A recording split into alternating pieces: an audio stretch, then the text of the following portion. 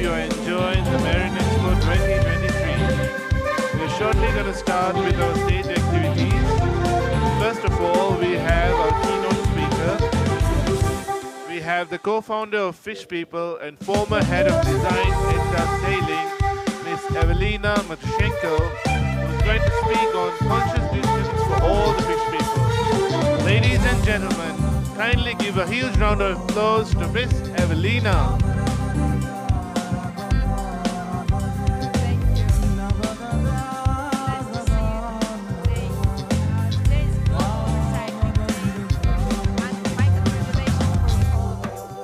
So, my main topic is that sustainability no longer is a trend. It's a must. All of us need to remember this. I'm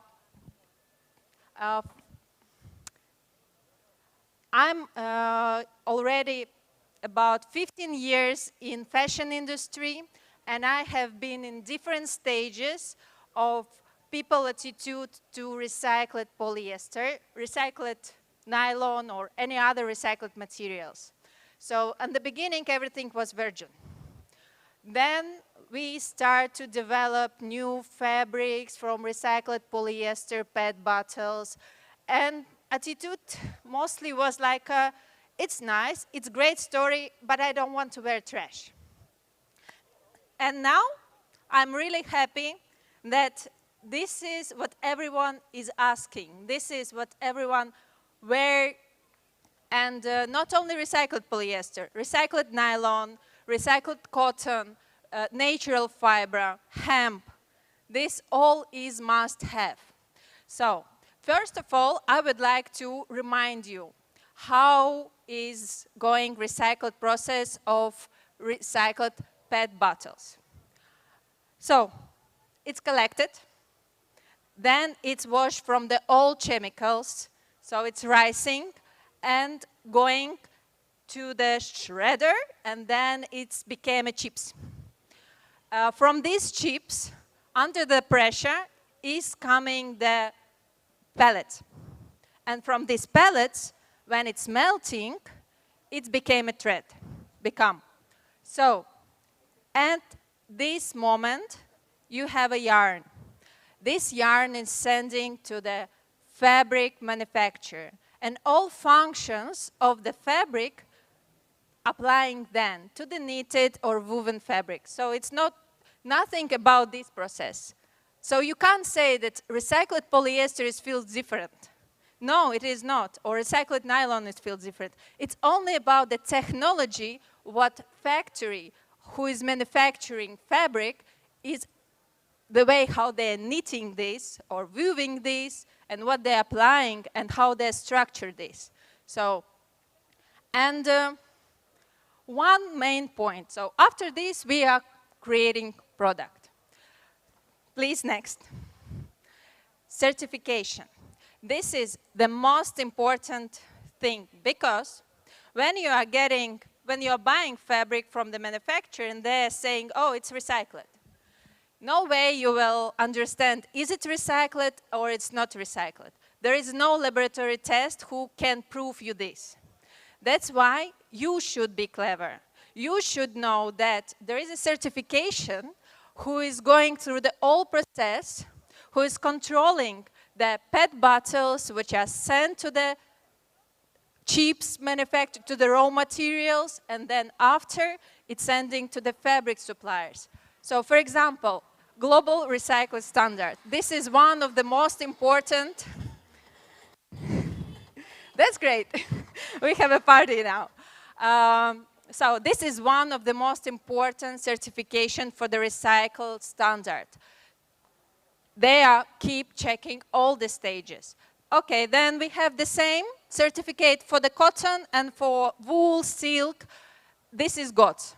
If you see this green sign in the middle, so you know that your cotton is organic and this is sustainable. Then we have Ecotex. Ecotex is proof that there is no banned chemicals in your printing, in your any product. It can be on fabric, it can be on printing materials, it's during the sublimation. So I wouldn't explain everything, but you should know that how it's important are these in certificate. So please, next. And then why?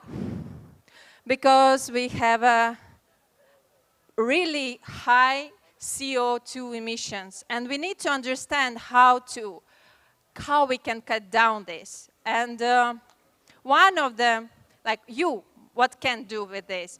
One of the things what you can do, you can buy clothing from the recycled polyester, recycled nylon, recycled cotton, or you can buy hemp, or you can buy any other natural fiber. But this is important because during this process, during the growing hemp, during the recycling polyester,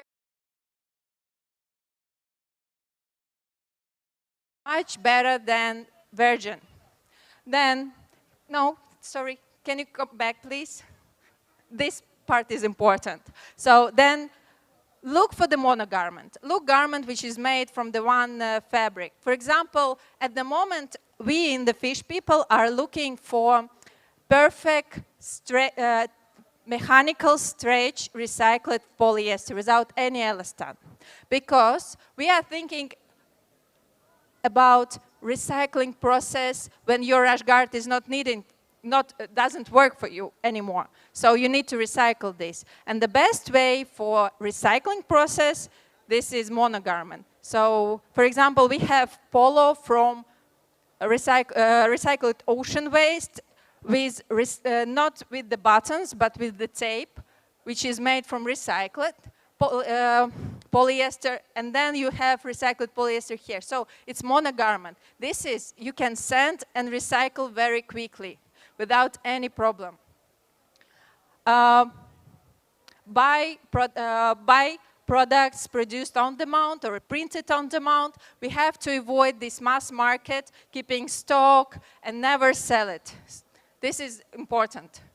Buy less, but in good quality. Be ready to pay more for your garment, but it will stay with you longer. This is very important. One more thing, especially for events. Think about personalization.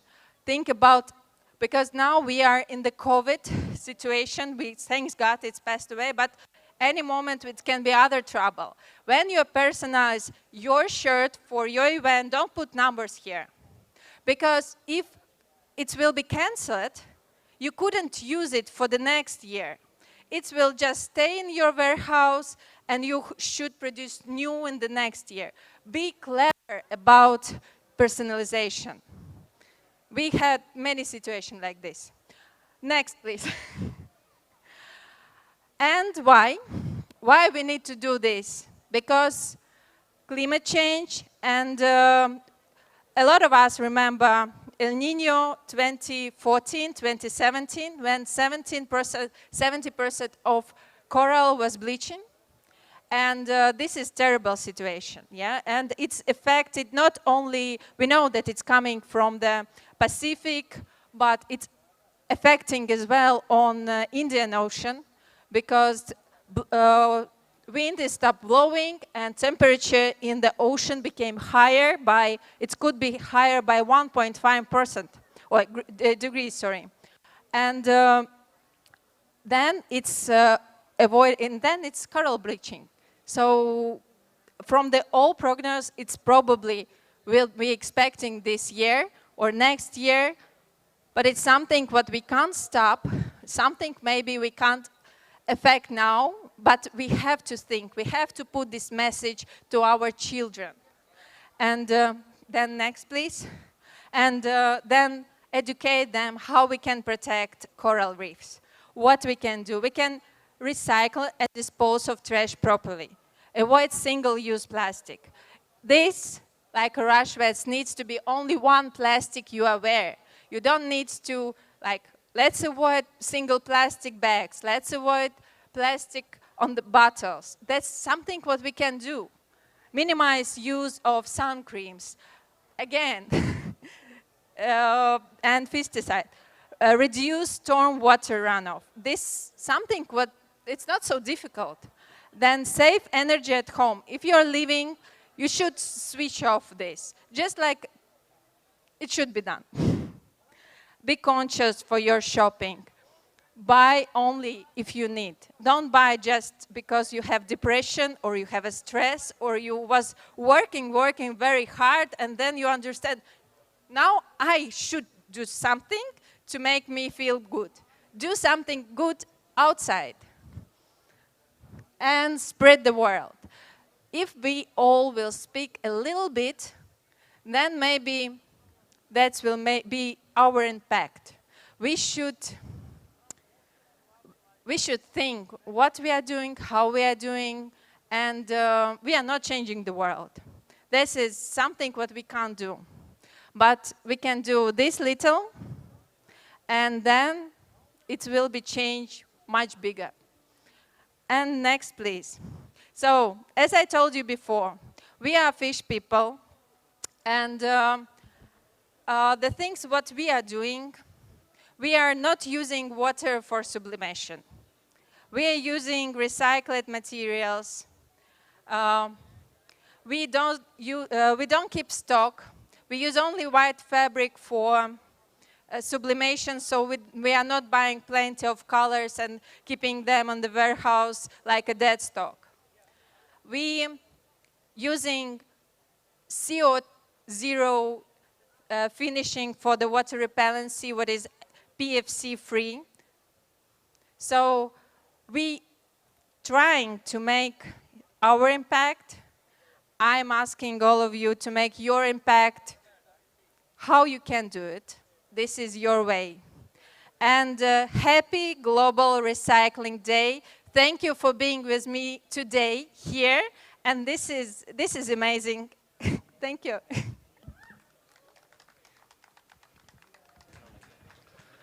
Thank you, Miss Evelyn.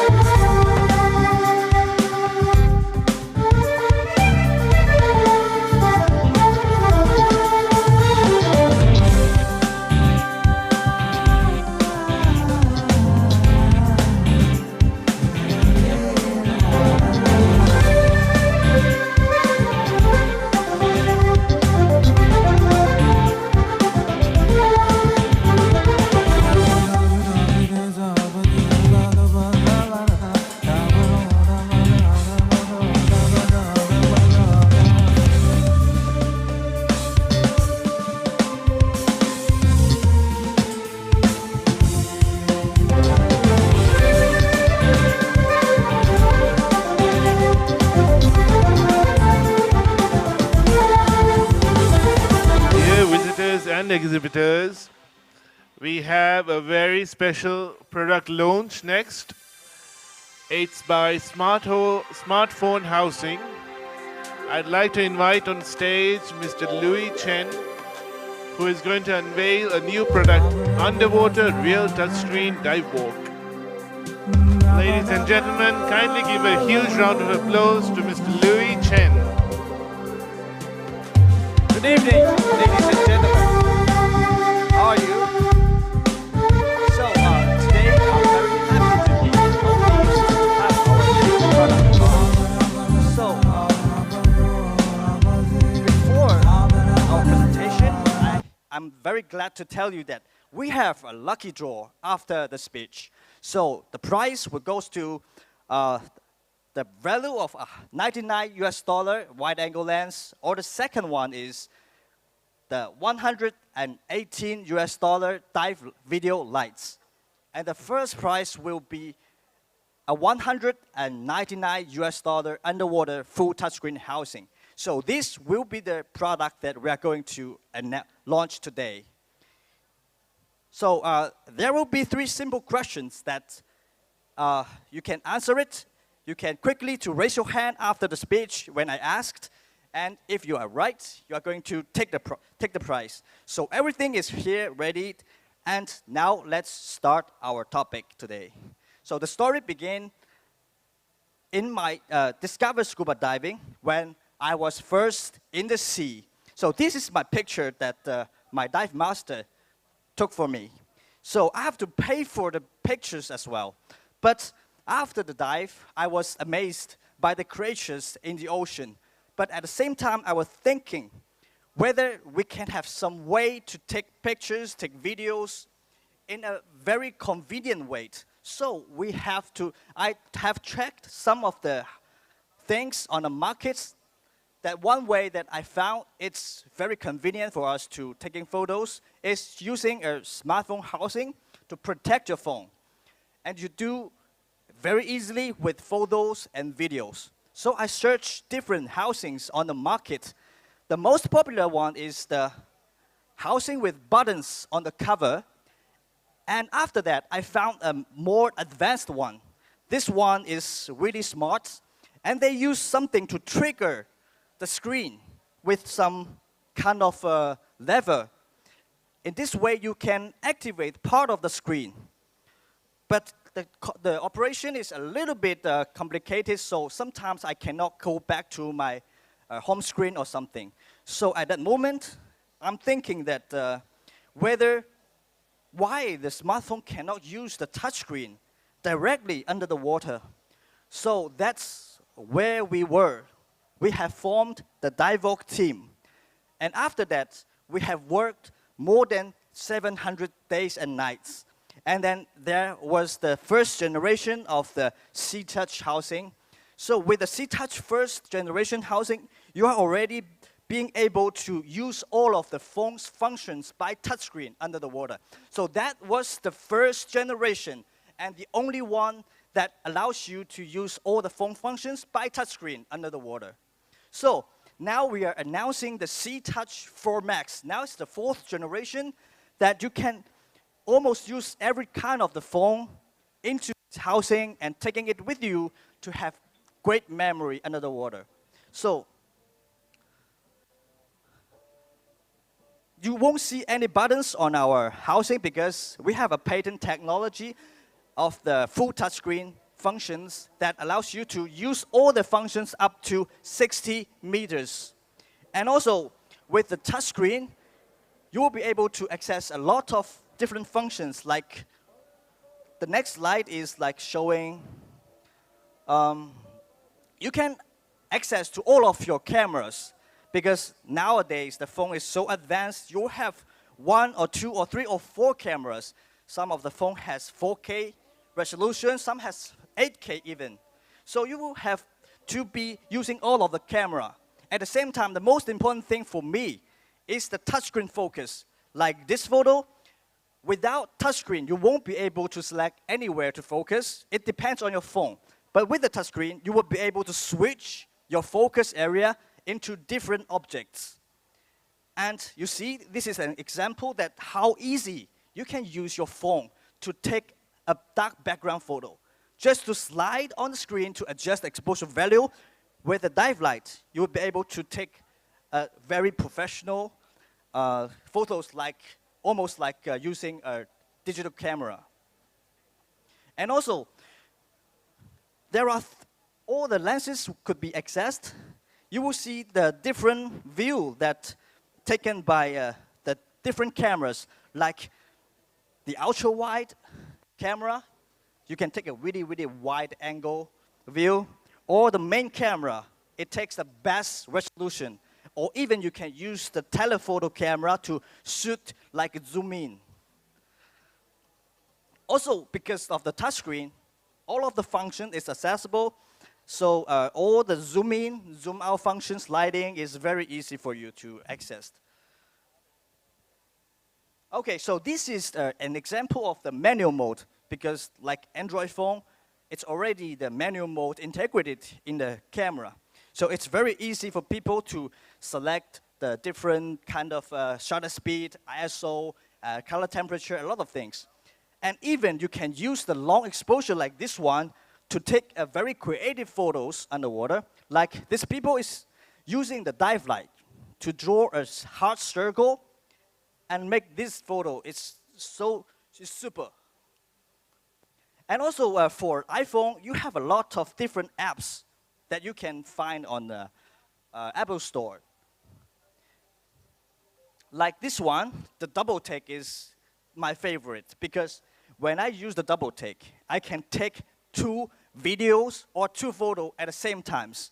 Like you will be able to take the view from the back camera, and also you will be able to take the view from your selfie camera.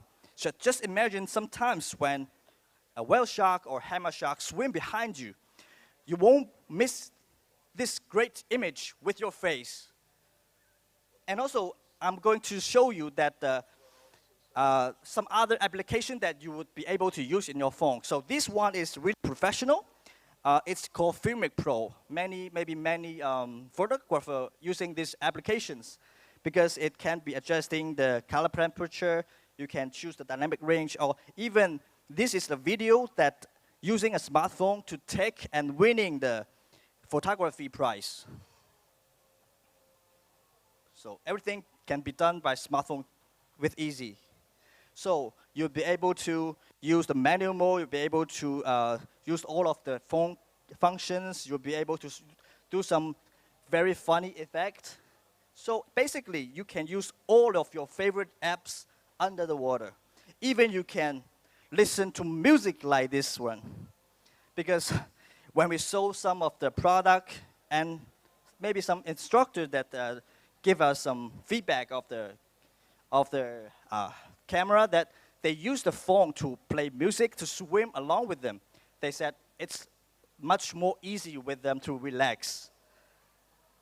And to our surprise again, even some of the cave divers or tech divers will use the housing and the phone to watch movie during that decompression time. Or a lot of people using in different ways, like reading a book or play games. But for sure, we don't recommend people to doing something like that, because safety is our first consideration. We also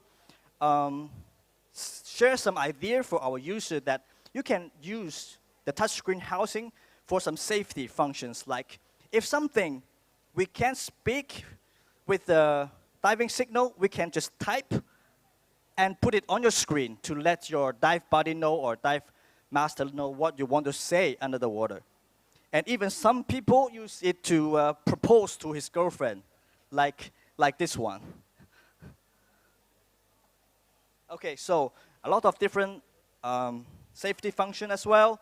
Like you can make emergency phone call, and you can use the underwater compass, and you can use many different safety functions under the water. That makes your trip a lot more safer with your phone with you. Okay.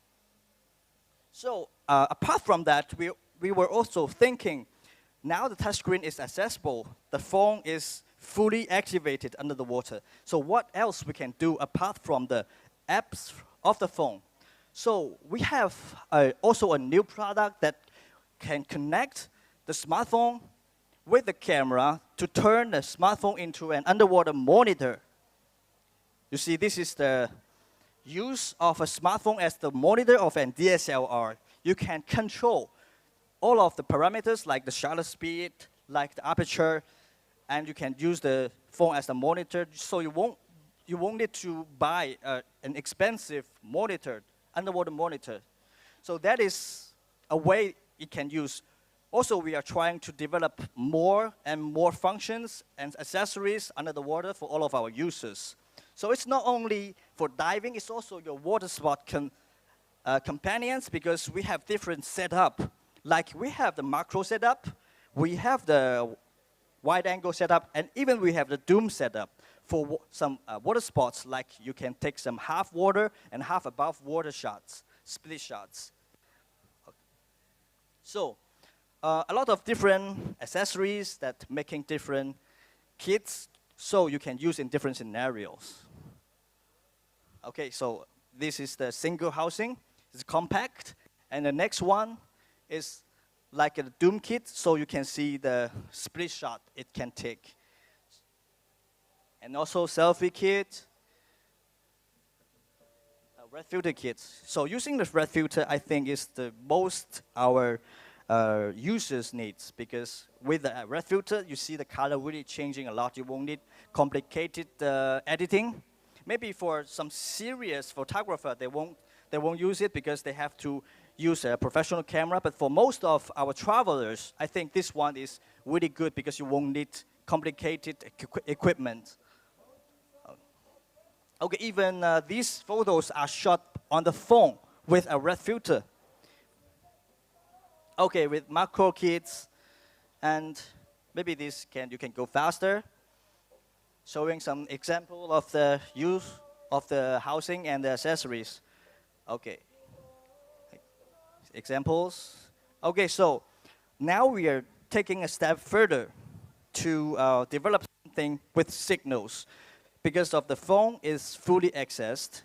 If imagine some signal comes from the surface to the water, that we can fully utilize the phone's function, like we can make live stream, we can make maybe phone call or anything. If no matter whether you use it or not, some people would think it will be useful for them. This is an example that in the diving pool, this is the 25 meters diving pool. An instructor using our prototype equipment to go live stream. And you can see a lot of people is doing some comments on it to ask some question, and he become popular suddenly with the underwater live stream, because this is the world's first one using the smartphone to do the live stream under the water. Okay, so shortly, this is a lot of comparison that with the touchscreen housing between the other housings, like button housing or Bluetooth housing. So hopefully you understand what's the difference today, because later I'm going to ask question about these things, and if you got it right, you are going to get the prize. Okay. So thank you so much for your time. Now is the lucky draw section. So the first prize will be the third prize, like wide angle lens. So it's worth $99 US, and here we go to the question. So how to pronounce the name of our brand? Can anybody raise? Okay, please. Okay, Divok, thank you. So you're getting the third prize. Wide angle lens. Okay, can you come this way, please?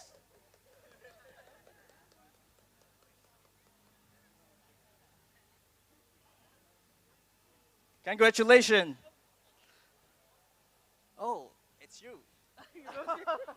But I'm not doing it on purpose, though, because he raised his hand so fast. Okay, so thank you so much. Okay, thank you. Okay, that's great, that's great. So here we go to the second prize. This is the diving video lights, which is 2,000 lumen and worth 119 US dollar. So the second question will be, how long did it take Divock to develop the first generation of C-Touch touchscreen housing? So this is what we have mentioned. In the middle, the gentleman in the middle, please. Okay, 700 days. Thank you so much. And you are getting the second prize.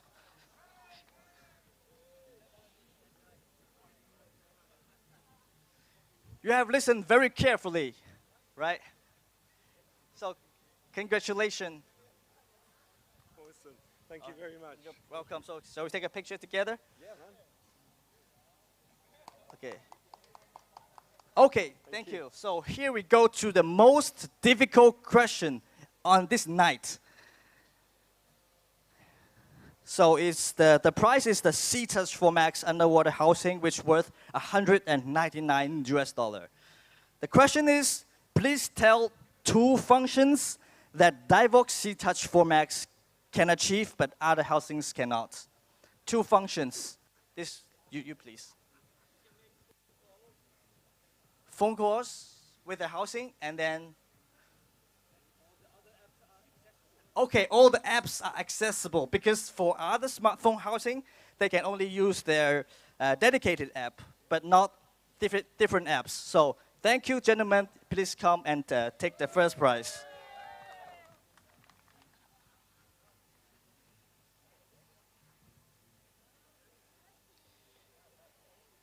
Thank you, sir. Yeah, thank you. Okay. Thank you. So, take a picture. Okay, thank you so much. You're welcome. Yeah. And if any of you want to get more details of the product, you are more than welcome to go to our booth. Also, our partner in Maldives is Waterproof Sports Trade. So, if you want to understand more about our product, please go to Jerry. And Jerry is a partner of us in Maldives. And they have a shop in Maldives, and you can go to the shop to touch it, to feel it. So thank you so much for tonight. And also, Jerry is the partner of Maris, SSI, Cbob, and a lot of big brands. So they are very, very good partner of us in Maldives. Okay, so Jerry, would you like to say something?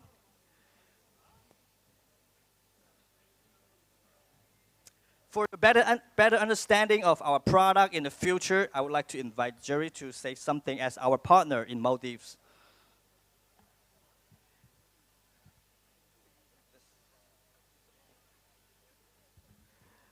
Thank you.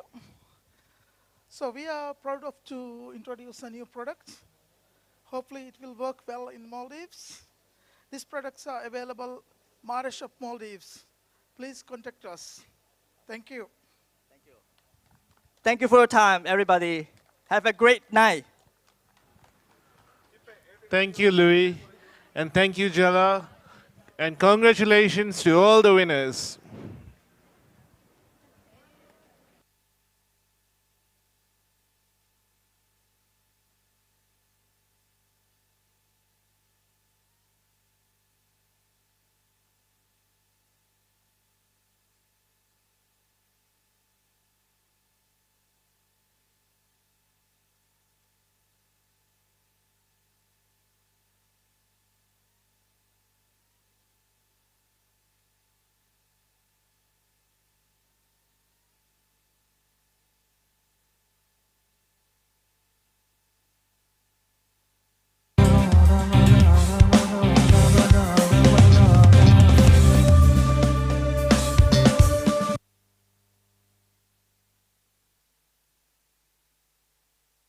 For as long as people have dived into the ocean, they've wondered how to explore and capture it.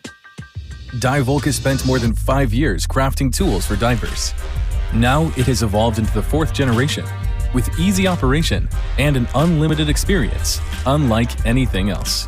Introducing Divock C-Touch 4 Max, the underwater full touchscreen housing for smartphone. The patented underwater touchscreen technology makes your phone unbound to any function. We are familiar with our original camera to switch lenses, functions, and even some tricks only your phone can do. Also, you can use any of your favorite apps, such as Filmic Pro, Lightroom, to shoot incredible footage, and even apps like DoubleTake to activate 2 lenses in the same time, giving you access to more photography and video accessories suitable for different scenarios, helping you to create epic shots underwater. We've even taken a step further to explore the underwater smartphone interaction with other digital devices.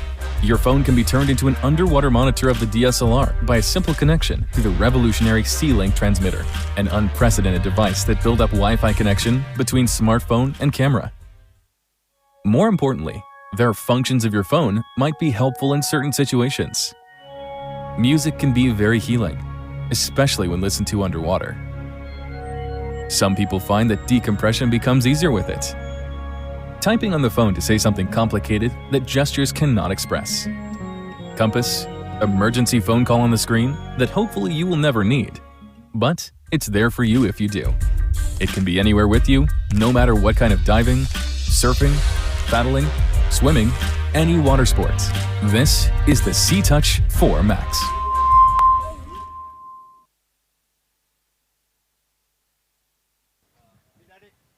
Well. I hope that you guys enjoyed that product launch.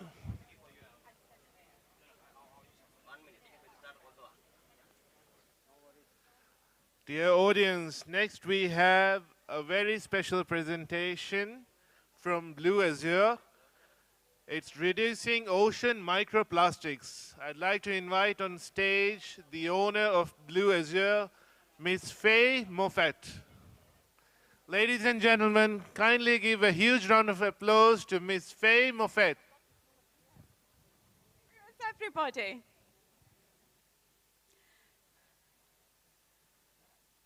Hey guys, we need to get some people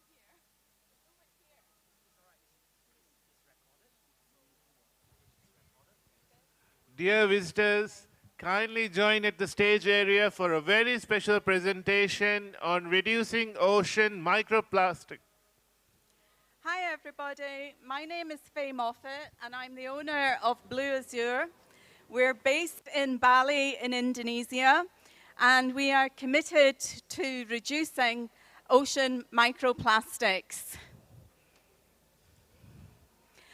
Why are we committed to that? Well, quite simply, I'm a scuba diver. And that picture with the mola mola is me. And I get very upset when I go diving and I come back from my dive with my pocket full of plastic. So for many, many years, we've been supporting foundations such as Roll Foundation in Indonesia, and we've been working with the Embassy of Denmark to do some educational work in Indonesia about the hazards of single-use plastic. Okay, so what we're going to do is we're going to talk about landfills, we're going to talk about biodegradable polyester, and then we're going to talk about things that you can do. Right, this is one of the ugliest pictures in my presentation. And why is it ugly? Because, well, it's a mountain full of waste.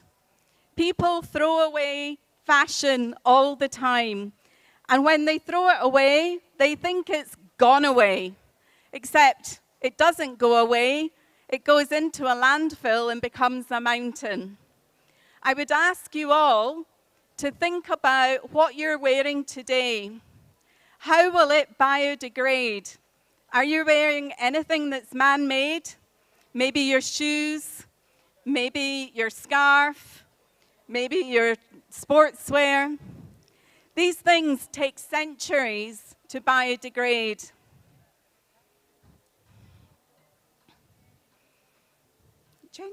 Change. So these numbers here are also really horrible numbers. There's 51 trillion pieces of microplastics in the ocean right now. Unfortunately, that number is out of date already because every minute, every moment, every hour, every day, there's more microplastics going into the ocean, going into the fish that you and I eat. So every single person needs to play a part. And as a diver, you might not realize that your wetsuit, your rash guard, your shorts, your swimwear, all end up having microplastics going into the ocean every single time you dive. When you're climbing back onto the boat, when you are in the ocean, every time you rub anywhere, then there's a little bit of friction, a little bit of microplastic comes off your products. So every time you're diving, you're also adding microplastics. So I also wanted to talk today about the impact of when products are too cheap. You know, everyone wants a dollar cheaper, a dollar cheaper. And what is actually the cost of that dollar? Well, the cost of that dollar could be maybe there was no wastewater management when the fabric was being made. Maybe the workers were in really bad working conditions and not paid properly. Maybe the product is designed to fail instead of being designed to last.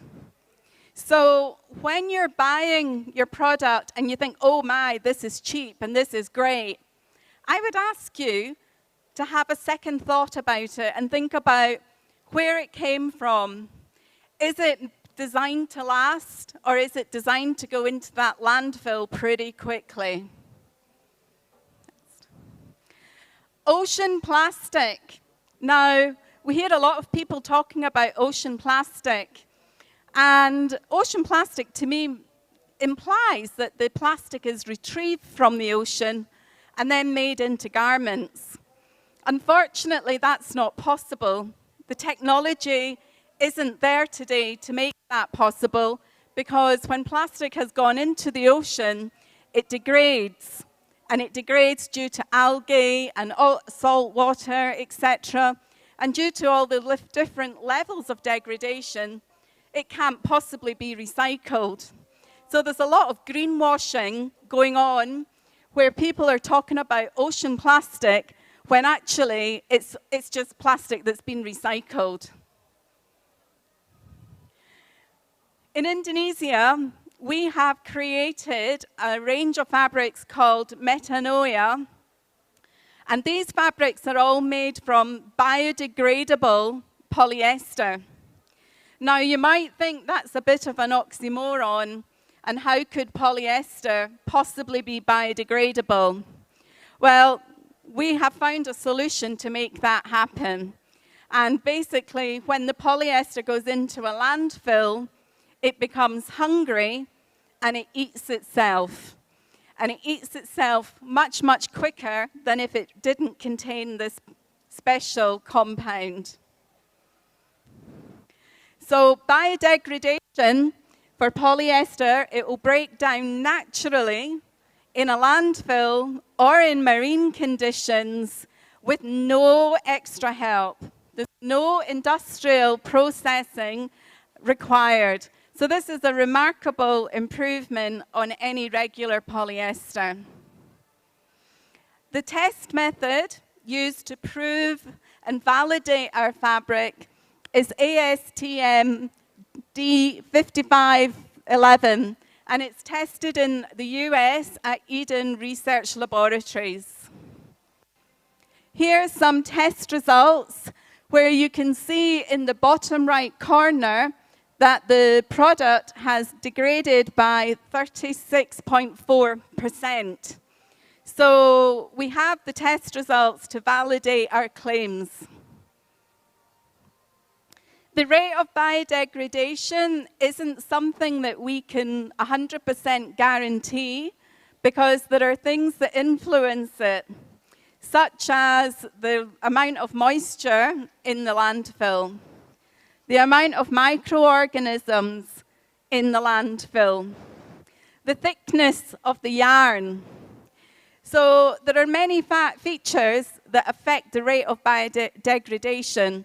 So we can't guarantee that it will degrade within a certain time frame, but we can guarantee that it will degrade a lot quicker than regular polyester. Okay, this is a little bit difficult to read. Basically, the polyester behaves just like any normal polyester when you're making it, when it's in retail, when you're wearing it and you're washing it. It acts exactly the same. The only difference is when it's been in a landfill for about 45 days, that is when the polyester gets hungry and it starts to eat itself. And that is when biodegradation starts after about 45 days. We can actually have different levels of the compound added to the polyester, which can make it biodegrade much more quickly. We've chosen a low dose because with a low dose, it will biodegrade to 95% in less than 3 years on average. And we believe that less than 3 years is a huge improvement on many, many centuries. So this graph says it all. You can see from centuries to just a few years. And that doesn't just mean the polyester product, that also means the microplastics. Any microplastics that shed from this also biodegrade. So the product doesn't biodegrade into microplastics, it biodegrades into soil, methane gas, which can be collected and used as a renewable energy, and carbon dioxide. It's available in fiber, in yarn, in fabric, and in garments. We can provide biodegradable polyester in any of these forms. And in fact, we can actually make any type of plastic biodegradable, including a plastic water bottle. So if anyone knows the owner of the water filling station here, we would like to meet them, or at least contact them, because we can make water bottles biodegradable as well. So it's not just about the biodegradability of this polyester. We also use special dyeing techniques so that we use less chemicals. So we've got 90% less chemicals being used during the dyeing process. 45% less water, and 59% less carbon emissions. To make sure that this product is durable, we're actually doing a product test, and it's a formal product test where people have to record when they've worn it, how long they've worn it, how they used it. They also have to answer questions about what they think about the product. And then they return it to us for analysis. Next. Here are some of our customers who are taking part in our product testing. And we have a video with feedback from a few of them. We are very happy to use this kind of stuff as the fabric is very good and very soft, and we are also very excited about the biodegradable plastic and the impact that they gave on reducing the microplastic, as we know that polyester doesn't degradable. Thank you very much for this effort and helping us to take care of the ocean and the world. Thank you. The latest Blue Azure, really good material, very thick. I'm sure these are going to last forever, very comfortable. This is very, very good because when we dive, we use underwater, it's very warm. So that is very strong, I think, for me. And then also when I finish to use it of this, so we can take it off of the rest guard, it is more easy. And also it is quickly to be dry. I love this rest guard, I love it. We are very happy to use this. So a big thank you to all of our customers who are supporting us during this product test, because durability is something that's important to us. We want to have products that are designed to last rather than designed to fail and end up in a landfill. And the people who spoke were from Papua Explorers, Diving for Images, and Nico Dive School, all of them based in Indonesia. Okay, so we've got biodegradable polyester, so we can relax and stop, and we don't need to do anything else. Wrong. What we need to do is we need to get better. So we have our rash guard, and the next fabrics will be wetsuit fabrics, dry fit fabrics, and board short fabrics. And then the next step from there is figuring out how to get the product 100% biodegradable. Because if we use lycra or spandex, that's not biodegradable, but we do have an alternative to spandex, and that's going to be our phase 2 and actually increase the level of biodegradation. So this is actually a journey. We call it continuous improvement. There's always goals, but once you achieve the goal, there's always a new goal. And that's the way that we're working. Next. So what can the Maldives do? One thing that has really disappointed me here is seeing the number of water bottles, the amount of people using single-use plastic. And really, you know, all of us can carry a water bottle and refill it. It's easy. And it's not about being perfect. What we really need are millions of people eliminating single-use plastic and maybe making the odd mistake, rather than a few people being perfectionists about it. So we need every single person in the world to make one change and then make another change. And they also should have a little continuous improvement journey for them in their journey to eliminate single-use plastic. Okay, I think that's it. Thank you, everybody.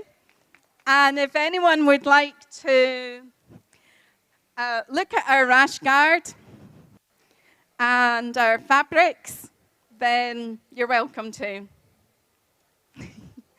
Thank you. Thanks very much, everybody. Thank you, Ms. Faye Moffat. That is truly a remarkable product, and I hope you've inspired a lot of Maldivians to take that one step towards reducing one-use plastic, single-use plastic. Thank you.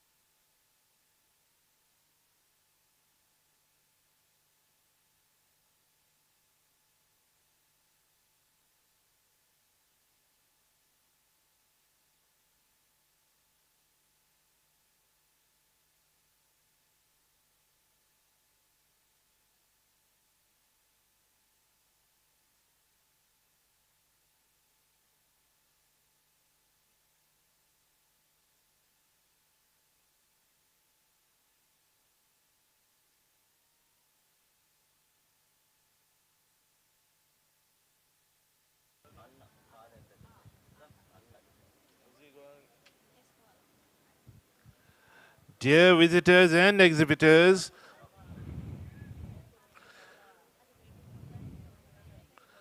Upcoming, we have a special product launch by Solaril Insurance. So please, I request everybody to come near the stage area to view the new product launch by Solaril Insurance.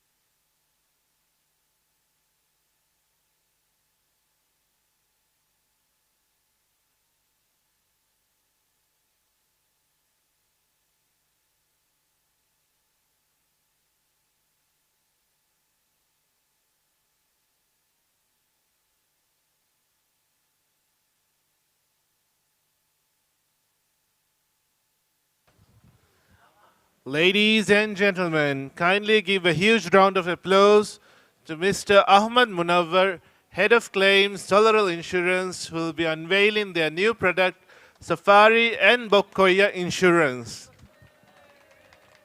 Mr. Ahmad Munawar. Hi, good evening, everyone. Welcome to Marine Expo 2023. We are here from Solar Insurance, only true local Maldivian insurance company in Maldives. So in this platform, we are going to launch two products. One is targeted for tourism industry. The other one is targeted for our second industry in the Maldives, which is fishing. So in our Safari insurance, we are providing additional cover, which includes profit loss due to an incident. Let's say if a Safari vessel grounded or sank, and they have to take few days for repairs and everything, we are providing a coverage to cover the income loss and also to change if there is any guest on board. We are giving alternative accommodation for them for certain period of time. I think this is something which is not available currently in the market, but which is something which is sought after by many safari owners. In addition to this, there is a emergency medical cover, which includes a medical emergency transportation cover. Let's say if someone on the boat, if they have a medical emergency and needs to be transported to a nearby hospital, we are giving a medical evacuation cover for that crew member, as well as there is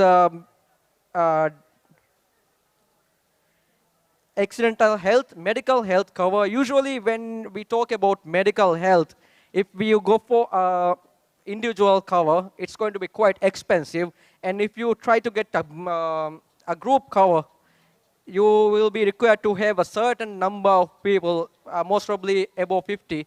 So usually in safaris, there will be only a couple of people employed in 15 or 20 max. So we are giving a solution for that by giving them a medical emergency cover up to $10,000 with this coverage. There's something important note here. We are in this platform, we are giving these covers for free.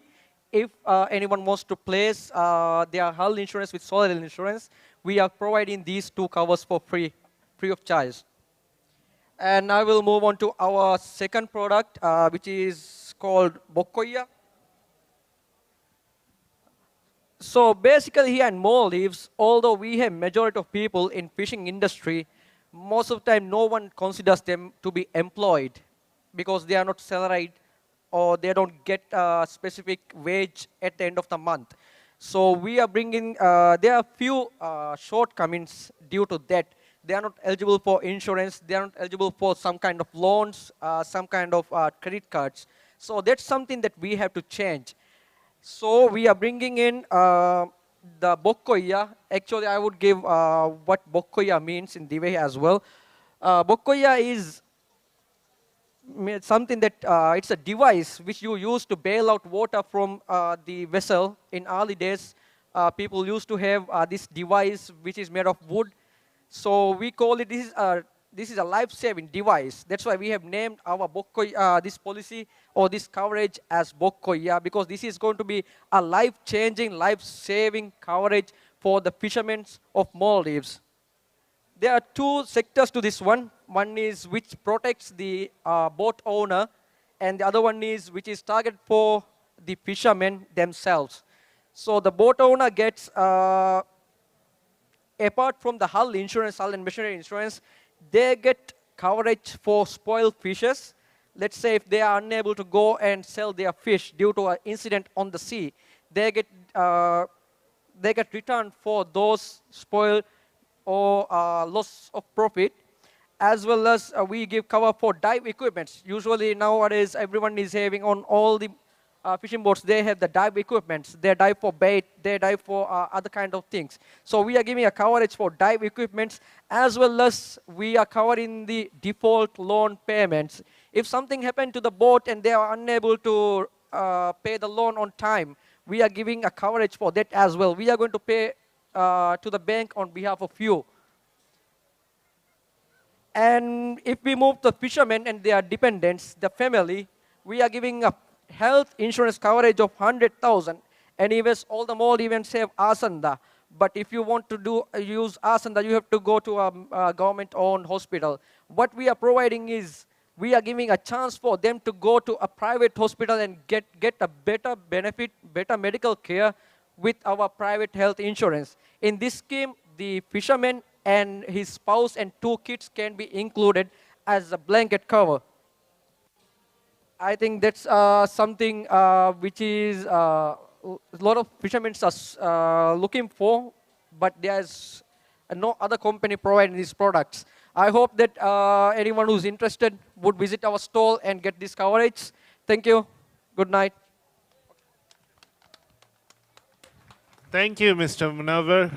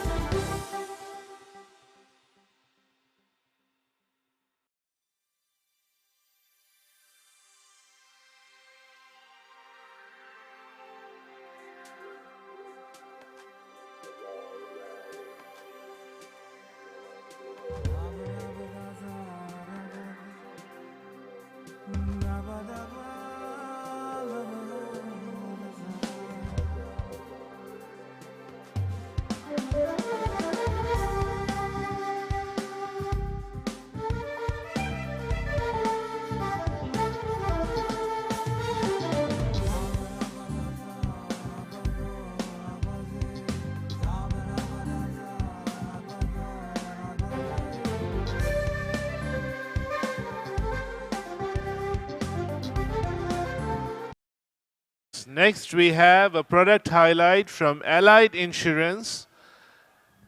They are going to highlight on insurance plans for boat building and marine hull. I kindly invite on stage the Deputy Manager Underwriting of Allied, Mr. Hussein Rashid. Ladies and gentlemen, kindly give a huge round of applause to Mr. Hussein Rashid.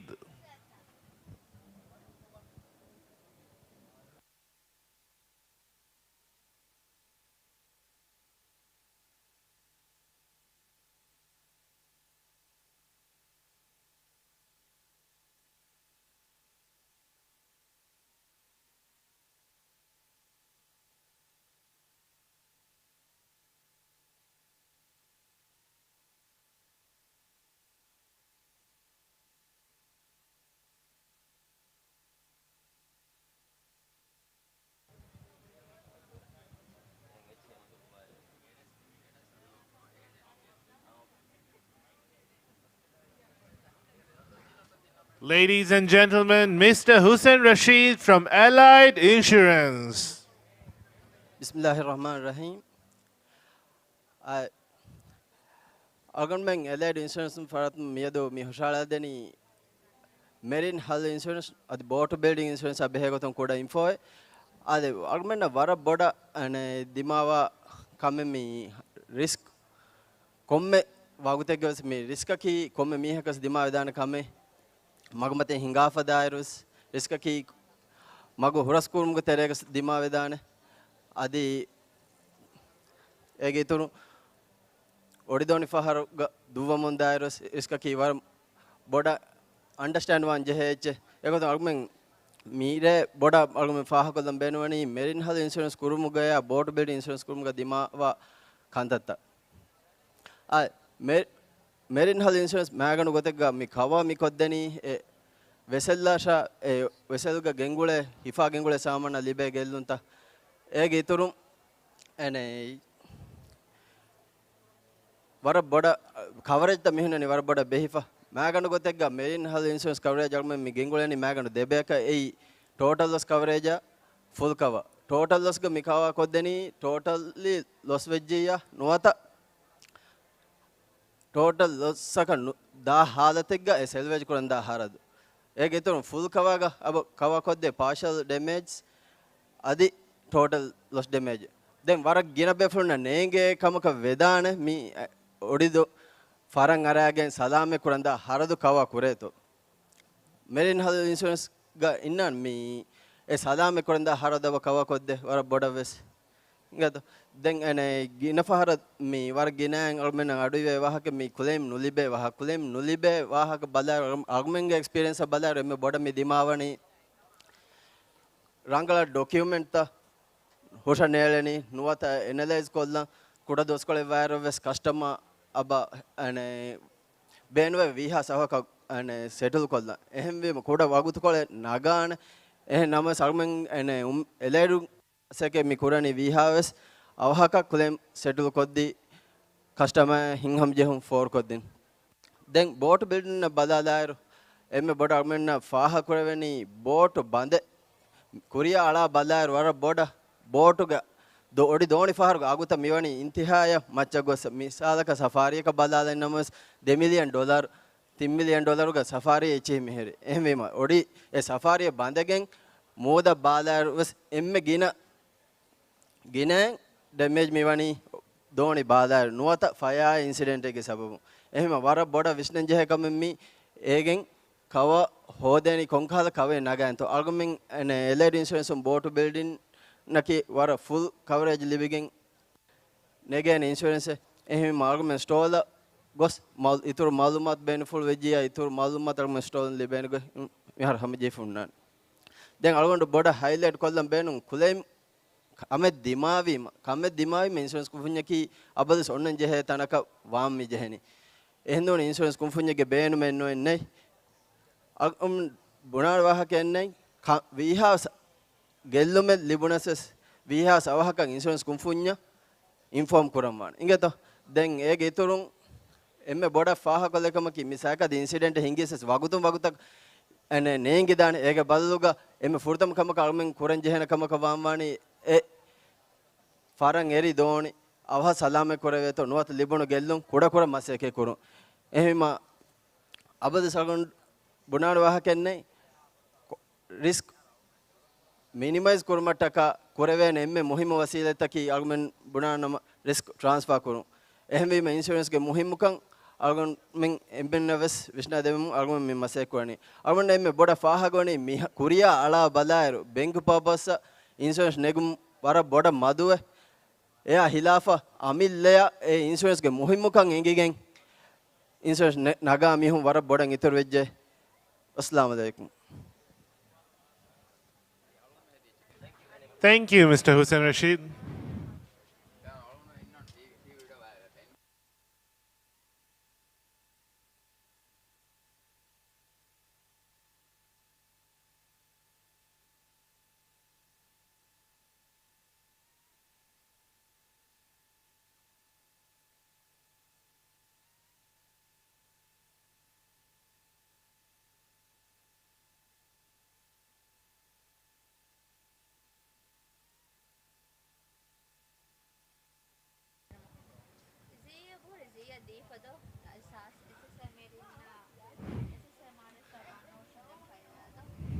Dear visitors and exhibitors, next we have a very special keynote speaker. I'd like to invite on stage the founder of Ocean Warriors Institute, Dr. Shama Abdullah Hamid Anna, who will be speaking on Put Professionalism Back into the Pro.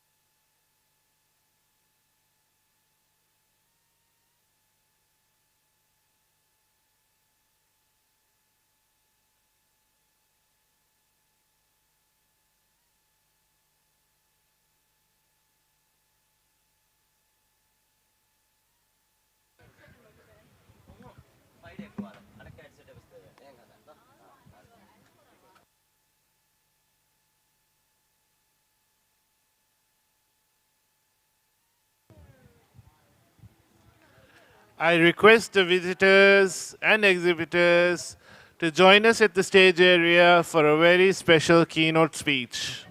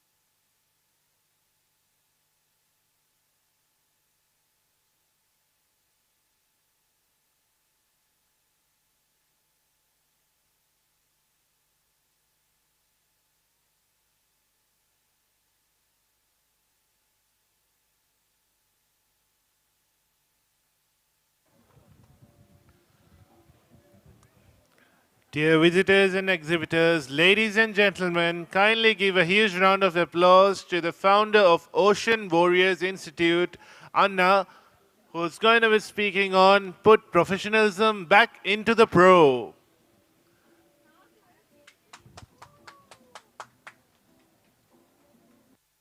Hello, hello. It's a bit too loud, I think. Yeah. Oh, I have my fans right here. Look.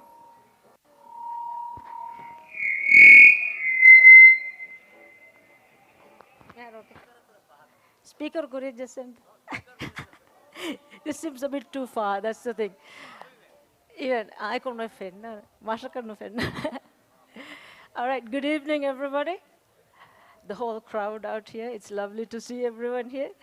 So, so before I start, I just want to share a little story from childhood that's kind of stuck with me in my head. I don't know if it translates very well to English, but let's see how it goes. All right. So the story goes. It's kind of a riddle. It's kind of, one of those funny things that you do in your childhood. So here's the story. So this person, man, woman, or child, goes into this town and he's looking to get himself a haircut. All right? So there's only 2 places in town that do this. He goes to the first place, and the first place, there's a barber. He's a bit shabbily dressed. His gown has smudges on it. It's dirty. It looks like he's worn it to bed. And his hair is all shaggy as well. It's all over the place. And the floor is dirty, the seats are all patched, and there's nobody very much inside either. So, and then you go to the second place, and you find the barber there. He's got a very nice haircut. His place is pristine. It's nice and clean. His chairs are very nice. The state of the art. He's got the latest tools, and there's a huge line there. But everybody who comes out from that barber shop has a regular kind of haircut. They look all right. So the question here is, I'm really bad at telling these things. I keep going to the punchline before I should. So the question here is, if it was you, which barber would you go to get your haircut? So somebody from the audience, what do you think? Which one would you go? I need someone with hair to answer this, I think. So I think that lets Valo out, so somebody else has to answer this one. What do you think? Any ideas? Jesse, where would you go? Which barber would you choose? The one that has the nice clean interior, state of the art, and he's got a very cool haircut as well. Would you go there? Sorry? And so you would go there? Ah, and why was that? Ah. But you know what happened? The barber that has the nice place, do you know who cut his hair? It was the other guy. So the moral of this story is, you might have the best talent, you might, be really good at what you do, but depending on how you present yourself or what your place looks like, you have the chance of, not attracting your customers or not giving the best service to your clients. So that brings me to my topic here, which is about putting professionalism back into the pros. Come, have a seat there, you guys. I know you, so you can't hide from here. This is the advantage of being on a raised platform here. Everybody in the back, come. There's more seats, and lots of pretty girls also somewhere around here. Anyway, so as I was saying, this is the topic that I'm going to talk about: putting professionalism back into pros. You might be aware, I'm a teacher, I'm an educator, I train pros, and I do this in many ways. But part of what I do is this. So the people who come to me, they are pros already. They are dive masters, so they are already registered as dive professionals. Part of my job is to train them or change them and develop them to become diving instructors or, staff instructors and so on and so forth. So I want to share with you some of the things that I have come across, some of the core values that I try to instill in my students. So for those of you who are, I can see a lot of professionals out here in many walks of life. So for those of you, this might not be anything new, but I want to put it into the context of the diving industry, which is what I represent, which is what I am working in. If you can have the next slide, please. So this is simple. Professionalism is not the job you do, it's how you do the job. It might not be, counted in the amount of salary or the money that you have or the number of hours, but it is how you do that job that you have taken upon yourself. If I can have the next slide, please. Can you guys read from there? It's very simple. The key attributes that I think are the most important, they're not limiting. There's going to be a lot more that you are also thinking about. The first thing is competence. Competence in regard to the dive professional is you got to know what you're doing. Simple as that. You have to know, you have to have the skills. And if you're going to be a professional in guiding or if you're going to be somebody who's going to be training others, you need to be able to do what you're going to ask your guys about. Thank you so much. Your coffee is coming up, yeah. All right, so in terms of competence, as I was saying, you have to know what you're doing. You have to be able to do what you're trying to get your students to do. So that kind of competence is integral. Why? Because the safety of your students, the safety of your clients depend on that. But there's another aspect that I have come to realize. When you think about those instructors or those dive pros that you have come into contact with, there are those that are a little bit more aggressive, a little bit more defensive. They won't tolerate a second opinion, and sometimes they might not have the best patience with the students. I've come to realize part of the defensiveness comes from the fact that they are not competent in whatever skill that they're trying to teach. So when there's somebody like Rifshan in the class who's going to be asking questions and saying, why are you asking me to do this? How does it matter? What can you do to explain this more to me? Then if I didn't know the answer to those questions, if I wasn't so confident about my skills, of course I'm going to say, hey, keep that question or you go out of class or something like that. And to put a personal note, I can say with confidence that in my school years, grade 4, 5, 6, 7, and even grade 8. Most of my time in school was spent in the corridors outside the class. And I have, that's how I became really good friends with the school janitors, and the school, everybody else that works in the school administration, principal and everybody knows me by name. Why? Because I ask these questions and I'm generally kicked out of the class, out of my favorite classes like science and the English language and Islam. I'm always kicked out of those classes because I asked why. Why is this happening? And when you have an instructor or a teacher who cannot explain that information to you and they think that you're pushing the boundary of their knowledge by your spark, they get defensive and they kick you out of class. And that is the worst thing that you as professionals or instructors or trainers can do, because you want to nurture that flame. You want to nurture that flame of inquisitiveness, the question and the curiosity, the seeking of knowledge. You want to nurture it. You might want to trim the wick a little bit here and there, so that it doesn't burst up into flames. But you want to nurture it so that person keeps on learning, keeps on asking the questions. Those of you who are, celebrating or who embrace Islam will know in our religion, knowledge is key. You are required to seek knowledge. You have to ask the questions. To become a better Muslim, you need to ask those questions. That is the way you get closer to God.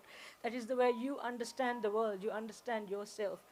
And that is integral in our religion. So competence, when you have a trainer, when you have an instructor who is competent in what they are trying to teach, then that instructor or the trainer is going to be embracing those questions, embracing the fact that there's a person that doesn't just drink up the knowledge that you're pouring. They ask questions, why it is in this amount, why it is in this color, why it should be like that.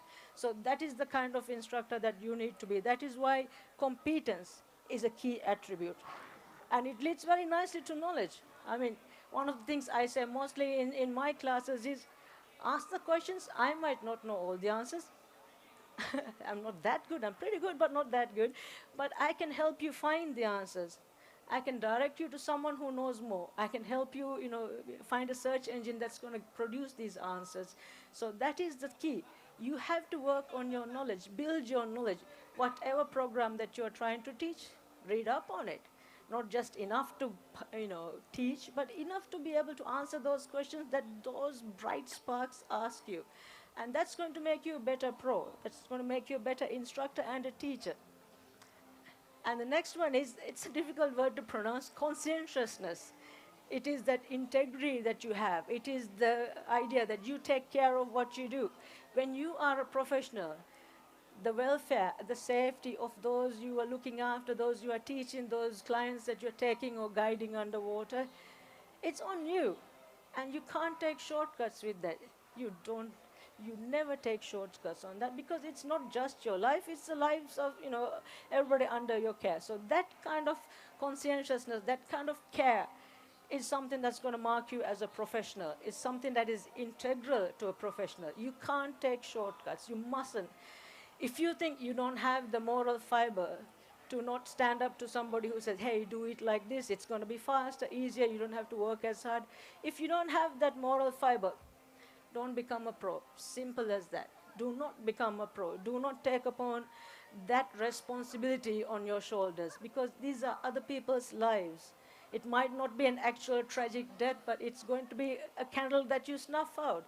That bright spark that you snuff out when you say, hey, you can't do it like that here. And when you stop that flame from burning, you're blocking somebody's potential, and you don't have the right to do that. So if you don't think you are up for this, if you don't have the moral fiber, if you cannot be conscientious, don't become a pro. That is what I would say.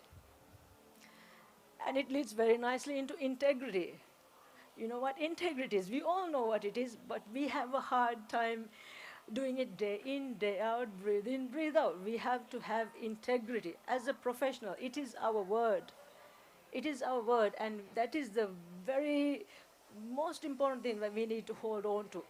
What I say to my students is, and I think all of you should also do, one of these days, go up to a mirror, look yourself squarely in the eye, and just look at yourself and see, am I who I think I am? Am I this good, or am I this bad? You need to be honest with yourself, and that is the kind of integrity that is there. I learned this lesson a long time ago in childhood, as I remember. Coming home with really bad grades in mathematics, I cannot do numbers. So I said to my mom, oh, here's my report card. I just scraped by. I think I got a 40, which is a passing mark in mathematics. And she goes, how come you're just passing in this? And my answer to that was, the teacher just didn't give me the marks, it was just, they were trying to make me fail and all kinds of sob stories like that. And she said to me, you tell me, did you work hard enough? Do you think you could earn 100 in that paper? Did you get the answers correct? That is the kind of integrity you need to have, to know that you have earned that mark, that you have actually lived up to that expectation, that you deserve that position as a pro. You deserve that respect. So look yourself in the eye. You might lie to your wife, your spouse, your partner, your husband. You might lie to everybody. You might try and lie to God, but do not lie to yourself. Look yourself in the eye and see, am I as good as I think I am? Have I earned this? And that is the kind of integrity that you need to have as a professional. If I can have the next slide, thanks. And that brings me to respect. Respect for who? Respect for you, respect for you, respect for me also. Yeah? So you need to have that respect. You need to be able to embody that. You need to know what respect looks like when you offer it, when you receive it. You cannot be a professional, you cannot be a decent human being without being able to respect somebody, respecting yourself, respecting the world around you. So that is something that you need to have. If you want to put yourself forward as a professional, you have to earn that respect, and to earn it, you have to give it. And it doesn't matter if you know that person's name, it doesn't matter what kind of work that they do, they are a person, they deserve your respect. You cannot go up to somebody and demand respect without offering it first. And that is something we need to remember as pros. Give respect, and then you wait and see, it will come back to you. Yeah? this is a new thing, I think. It's a new word, but it's not a new concept. It's emotional intelligence. This is something that we kind of seem to be forgetting with all the screens that we have in front of us because of all the barriers that we have when we interact with each other. We might be doing it through, Zoom meeting or a virtual meeting, but emotional intelligence is knowing, is realizing, is emphasizing, empathizing with who you're trying to teach. So when you look at a student, when you look at somebody there, you ask, would you like to have a seat? Is it going to be easier for you to listen to this talk if you sit down? Or you say, are you getting a little bit tired? That is the kind of empathy that you need to have to realize if your student is taking whatever you're trying to teach, are they involved in it? Have they grasped the concept? Are you going too fast? Am I going too fast? So you need to be able to see it. For this reason, just, as a side note, I don't like talking when there's big lights in my eyes because I can't see your faces. Especially, same, Paul fall off the chair right there. But that is the thing. For me, it is important to relate, to be able to see your eyes, to see your faces, to read your body language so that I know what your reaction to whatever I'm saying is. So that is why these lights are blinding, man. But so as an instructor, as a professional, you need to develop that emotional intelligence. It is not something you are born with. It is something that you develop. You learn actively by interacting in society, by watching people that you respect, seeing how they interact. One of the main things, I'm sure Hamita is going to agree with me, one of the main things is you need to learn how to interact with the team that you're working with.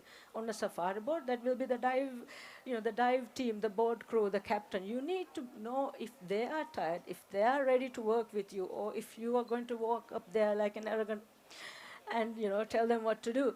That is not emotional intelligence. Emotional intelligence is you realizing you're part of the team and being smart enough, being compassionate enough to understand how tired they are, to see how involved they are at work and how much you can help them get the best out of the whole team. And we have the next one is appropriateness. I put all the difficult words up there just to give myself a challenge. So being appropriate, it's very simple. Is what you are doing relevant? Is it appropriate to that second, to that moment? Are you wearing the appropriate dress? Are you using the same appropriate language? Some of you guys from abroad might not know that the way language has a number of levels. So depending on who you're talking to, you will select which level that you speak to that person in, that you converse to that person in. So that is a part of what makes a good pro, is to know when you should be saying ad or when you should be saying yeah. So that is the kind of appropriateness that you need. No, that is something that's going to get you either kicked out of the job, or it's just something that's going to keep you in the job. That is the kind of intelligence that that you need to know. Some of my pros that I teach have a huge issue with when I ask them to come to some specific meetings, like the boss of the company or something.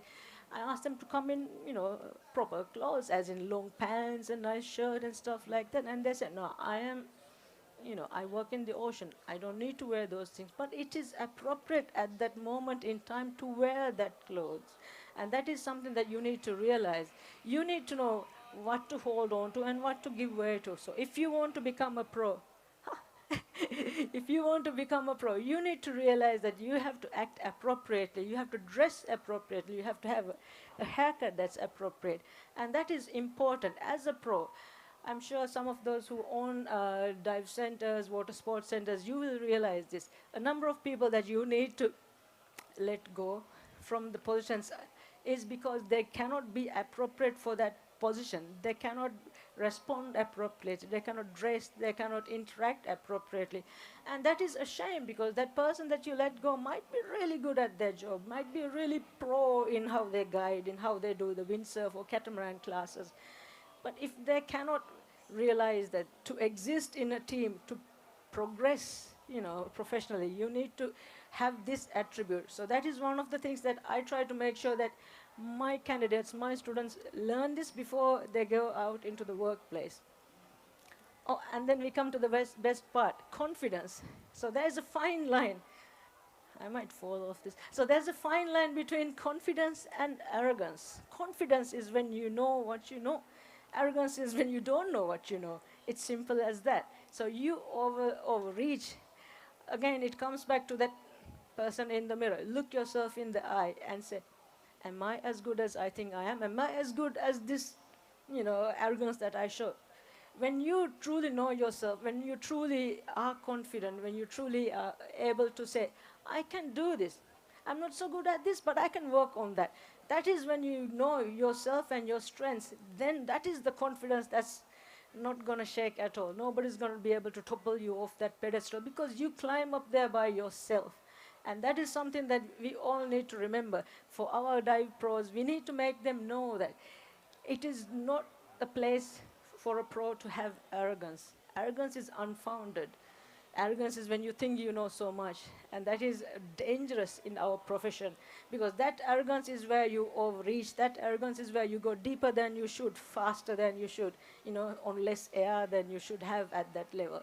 So that is the danger of a dive pro having that kind of arrogance. So you need to have confidence so that you can stand up to this, whoever comes and challenges you and say, no, this is the line here. You cannot go deeper than that, or I cannot take you further than that because I know your abilities, I know my abilities, and I am going to hold that line. So that is what I try to instill in my pros, that confidence to say, no, sir, I cannot do this. I don't believe that what you're saying is correct. I'm not going to take you to that depth. I'm not going to take you, that scuba diving and spearfishing. You know how that controversy came up. So that is the kind of confidence that we need our pros to have. I'm sure a lot of the guys at the back here, you will realize that you have come across it a number of times when you have a dive pro, somebody say, my boss made me do it. I didn't really want to dive that fourth dive. I was, dead tired and all that. But my boss made me do it. It was my job on the line. Let your job be on the line then. You need to have that confidence and that strength, that moral fiber, as I said before, to say, no, it is not okay. It is not right. I cannot do this. And I will not do this. And you find, like any bully, those people will back up. They will respect that you hold the line and they will back down. And then you have more strength in the position. You are a pro then. You are a professional. You are looking after yourself. You are looking after your clients. And that is what I want all pros to make sure that they have. So that confidence, don't cross the line to become arrogant because it ain't worth it. Yeah? I'm taking questions here. Yeah? If there's anybody in the dark over there. Cool. So can we move on to the next slide, please? So it is very simple. You might see, how I took some shortcuts in the slides. So how do you exhibit professionalism? Do you just go up to someone and say, hey, I am a dive pro, respect me? No, you don't. You have to embody these attributes. You have to exhibit these things. And you have to think about who you are and what you are going to do. You got to improve your competence. If you have some skills, some diving skills that you don't think you are as good as you should be, work on it. Do workshops, go to somebody, come to me. If it's something I know, I'm happy to teach you.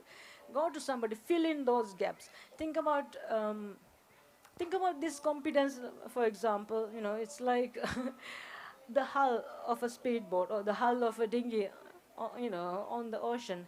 Hamita, I think I'm trying to relate to you a little bit here. So when you have a hole in the hull, you don't patch it up with just pieces of paper. So when you have a hole in your knowledge, in your expertise, you don't patch it up. You go somewhere, you get it done properly. So you go take a course if you need to. You are not born with all the knowledge that you can have. You can keep on learning. So fill that hole properly so that there is no gap and it doesn't leak. Because that is what's going to sink you and that's what's going to make you come across a tragedy. And the sad thing is these tragedies could not, could be for you, but could more likely be for somebody under your care. You might escape it, but that is not okay. It is someone who has trusted you, that is under your care, that is going to be suffering if you don't fill those holes or plug the holes in your competence. And then you increase knowledge. Same thing again. It's very easy. I am of the opinion that ignorance is a choice. In this earth, at this time, with all the knowledge that is available to us, and how easy it is to get to that knowledge, I think Maish right there would know this because he's one of these IT kids. You know how easy to find information about different things. So ignorance is a choice. So you need to fill those gaps in your knowledge. You have to go out and find that knowledge. And there's more than me. There's a lot of people out there who are happy to help you if you are trying to better yourself for the right reasons and if you want to become a better pro. And then again, here's the number 3 one. Be conscientious. Simple as that. Take care. Be careful. Double check. Do all of that, and then you will not have to be sorry. And again, that sorry can come at somebody else's expense, and that is not okay. When you are a professional, you are taking upon a task, you are taking upon your shoulders somebody else's life, their well-being, and you cannot afford to take shortcuts on that. So be conscientious, make that list. If that list, needs to be revised, revise that, do that, and then, come back to it again and make sure it is right. And do not budge when some people say, come up and say, hey, come on, let's move on. It's time to, get on the boat and start diving. No, that extra care that you take, that extra moment that you take, to make sure everybody's back on the boat or to make sure everybody has the right equipment, that is what's going to save that accident. That is what's going to prevent a tragedy from occurring. Number 4, you need to model integrity. We had the nice show last night, so it's not that kind of modeling, but it is role modeling. So you have to make sure you do what you say, what you're asking your students or your clients of. It's a classic case of do as you say and not as you do. That is not okay. You have to role model it. You have to embody these values that you're trying to get your students or your clients to emulate. And it doesn't switch off. You know how it is when you're on the dive boat or on a safari or in a dive center or on a resort.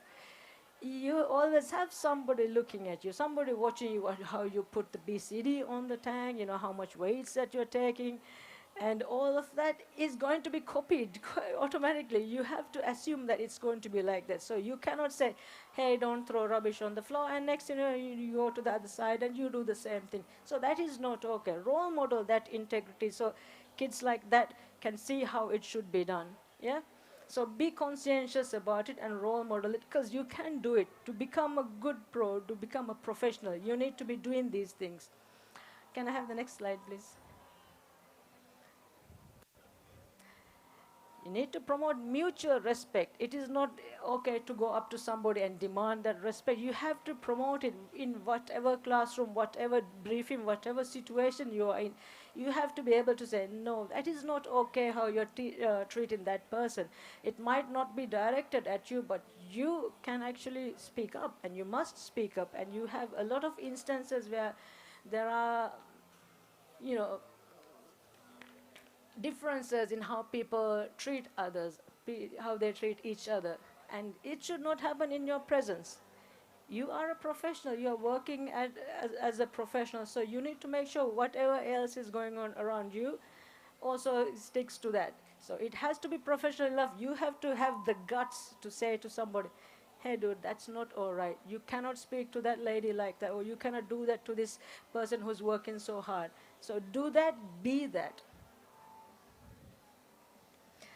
And you need to develop emotional intelligence to be able to do that. And I think, we've spoken about it quite a bit, but I cannot stress enough that emotional intelligence is the thing that's going to save you when you're feeling anxious, when you're feeling depressed, when you think that you're not giving you're not getting the customer satisfied enough. That emotional intelligence to read somebody else, to be able to see, for example, that Rifshan is getting a little bit tired, so you should ask him to sit or something like that. So that is the kind of intelligence that you should be emulating. You should have realized that you have people who are looking at you, people who are working with you, and they have emotions, they have feelings, and that emotional intelligence is going to help a lot in how you behave towards each other. And this is something I say to my my water sports students especially, because when they go to work, a lot of the time they are bunked down like 4 to a room or 3 to a room, not as cooler, as big a room as the dive pros seem to be getting. So I said to these guys, when they come to the training, I said, you do not need to be best friends with these guys, but you need to be able to work with them.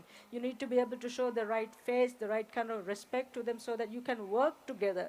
So keep that emotion out of your professional relationships. You have to be able to respond to somebody, not in anger, but take a breath and step back emotionally and just respond appropriately and properly. And that is something that a lot of our professionals seem to not have, because they will react emotionally. They will start coming at you with whatever they can find at hand. And that is not okay, because whatever that you are receiving, even if though it is given in anger or given emotionally, you do not need to respond to that. If you are a professional, you need to be able to step back and say, that is not okay. What you are saying is not okay, but I will respond, in a professional manner, and you do that.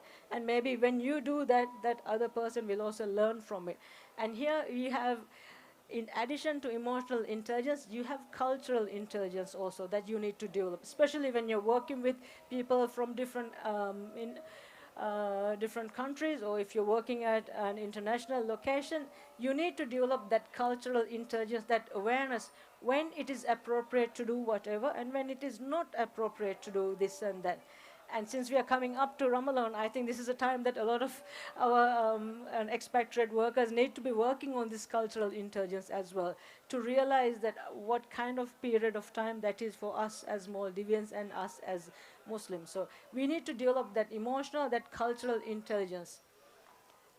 And how else we do, we have to behave appropriately. It seems it's very simple, it's easy to do, but you got to keep on doing it day in, day out. So behave appropriately. And that can actually save you from a number of tricky, sticky situations. When you have a case, when that is your reputation on the line, when there's something as bad and as, indigestible as harassment, sexual or otherwise, this is where you need to draw the line. You have to be aware of what is appropriate and what is not. And again, that cultural intelligence is going to make sure that you realize you are aware of what can be done or not.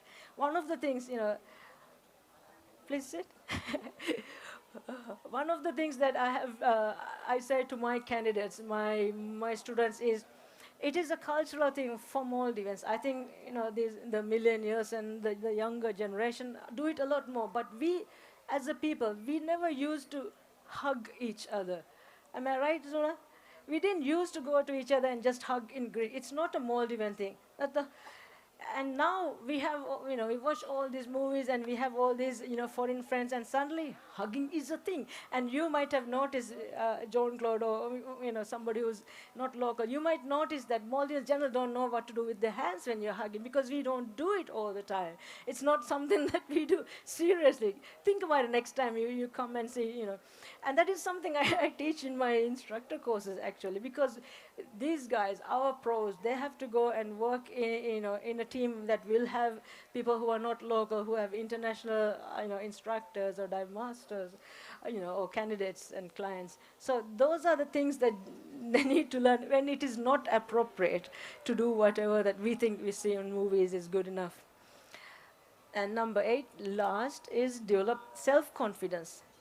As I said at the start, a lot of the time when somebody reacts aggressively or reacts inappropriately is mostly due to a lack of knowledge, lack of competence, and lack of self-confidence. You become defensive when you think that somebody is challenging, what you know or where you should be. So have the capacity to look yourself in the mirror again and see yourself clearly. See yourself clearly. It doesn't have to be, how you project to everybody else, but you need to see yourself clearly so that you know, hey, I need to work on this. I need to get myself better on this. You can lie to everybody in the world. You can try to get it past Allah himself, but do not lie to yourself. Know what kind of things that you need to be doing better, what kind of things that you need to improve. And that is going to develop your self-confidence. When you know, I am happy with where I am in this level, or I can improve myself at this level, then you will have that confidence. And with that confidence is the ability to apologize when you have done something wrong, to apologize when you have taken a step too far. And that is confidence in itself. A lot of people that I have found, a lot of the pros around, think it is a sign of weakness to apologize when you have, done something wrong or when you have made a mistake. It might not be on purpose, but it is, I see it as a strength. Be strong enough to walk up and say, I'm sorry. It was my mistake. I should have done better. I will do better next time.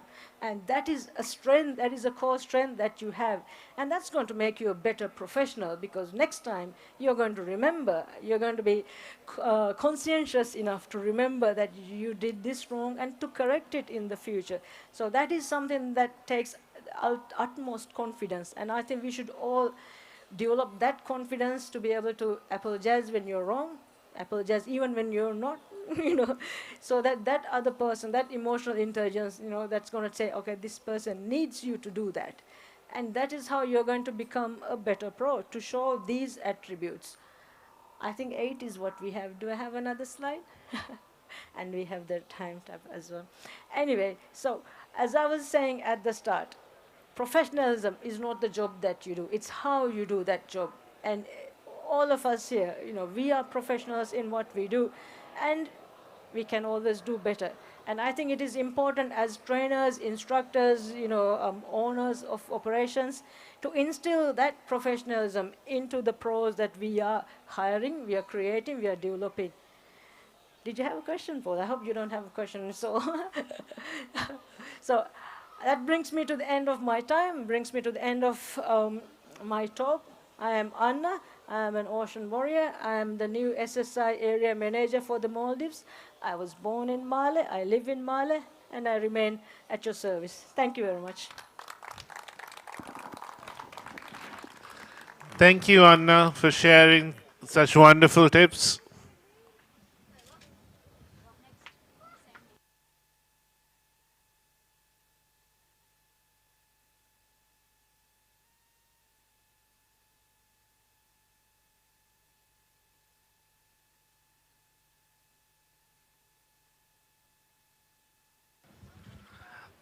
Ladies and gentlemen, next we have another keynote speaker.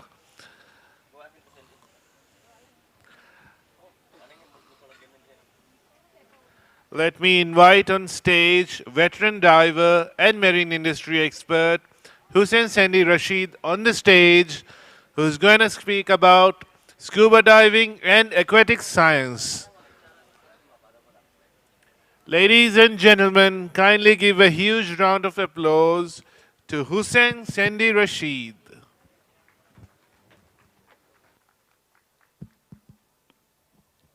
Thank you. Good evening, everyone. It's been about 6 years that I've been living on an island. I stopped teaching in 2017 after a long dive career. And it's so nice to meet old friends over here the last 3 days. And the first question everybody asks me is, how is your life on an island with a population of 200 people? When Issei asked me about this presentation, after 5 years, I took a laptop and opened the PowerPoint. I tried to make a presentation, and I thought I will share my life in the island, Fuladu. And this is what I found out: scuba diving and aquatic science. After a long 37-year career in diving, the last 6 years was the most fascinating years for me. Yes. But before I go, these are two of my pioneers. Before my scuba career, I was also introduced to aquatic science by these two gentlemen here. On the right is, I think many Maldivians know. He's my uncle. He's the founder of a marine research center in the Maldives. the most fascinating, I've been reviewing his archive, I have his, but the most fascinating thing I read from his archives is the coral frames they started during the 1980s in the Maldives. And those are the frames you see huge. It was done in Ihuru. On the top here is one frame. The one on the corner is with corals. But that time, there was no problem with bleaching. The corals were very healthy. I started my dive, my first scuba dive 1981. In 86, I became a professional diver. But, so I asked, and when I reviewed his paperwork or archives, the reason for building or try to grow corals was actually, at that time during the 80s, the resort development was growing very fast. But we did not have concrete blocks, we did not have cement. So these corals are taken too much, and he thought, she's here, somebody's daughter. Okay, I'm telling you that story. Yeah. So his paperwork, when I read, it was written socio-cultural economic tourism management. So using the culture, build the rooms with corals like we have been using, and grow the corals that you are going to build the resort on frames. Yep. So if we did that 30 years ago, if that project is here now, our islands, the rock balls you see today, would be big, huge corals. So we will not import rock balls.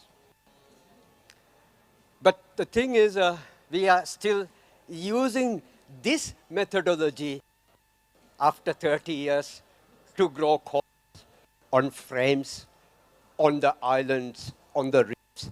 And I get a bit, I don't know, how it would look when you have thousands of frames, a reef with nice corals, and when there is a big bleach, it will be still a metal frame. It won't look good, I think. Adi back. The second person, he has is my father, late. He has his laboratory in Kurumba village, the first resort in the Maldives. He was actually, when I was very young, I remember he was extracting cement from corals. And that's how all the houses that was built prior to the 80s, the cement we use is also corals. Burn, it powder, we build houses using live corals, cut them into pieces, and the cement is from extract of coral. He's also a farmer. He's the one who introduced me into the ocean. And the most fascinating story about him is late 70s, he was working on a stamp set. And later, when he passed away, I found a small article on the International Turtle Journal. Maldives campaign with stamps to protect the marine sea turtles. It was published, I think, 1980. So at that time, he was always saying, in the Maldives, he remember, in some islands, you get more than 50 to 60 turtles per night.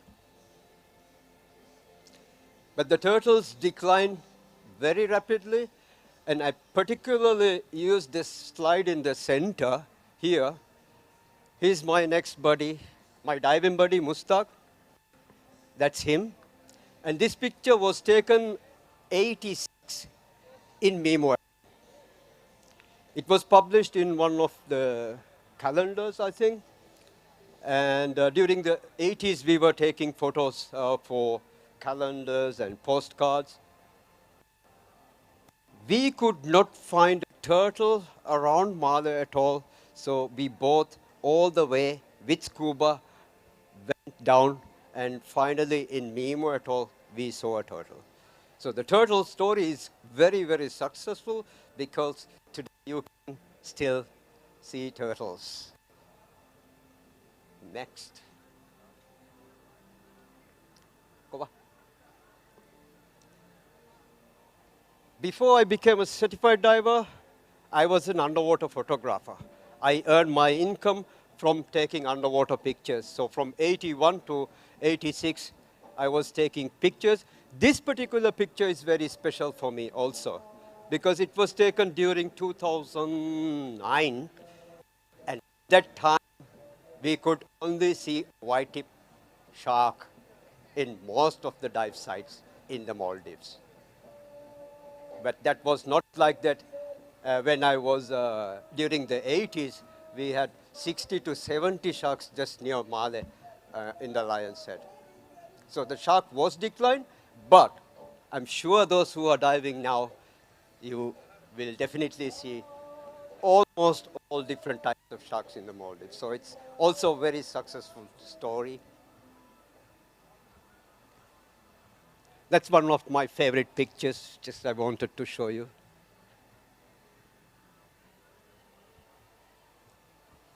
Yeah, that was my first career was an underwater videographer. So that was since I became a dive master. So I was taking photos and videos. Next. And then I became a certified diver, an instructor, so an entire dive career, 37 years, professional diver as a PADI member. But I can tell you one thing. Those young who want to be professionals here. Scuba diving is just you go down and you come up and 1 hour the dive is, that's it. But the rest, you as a professional, you are highly paid to entertain people. That's the only thing we are doing. We are just entertaining people and also we are celebrities.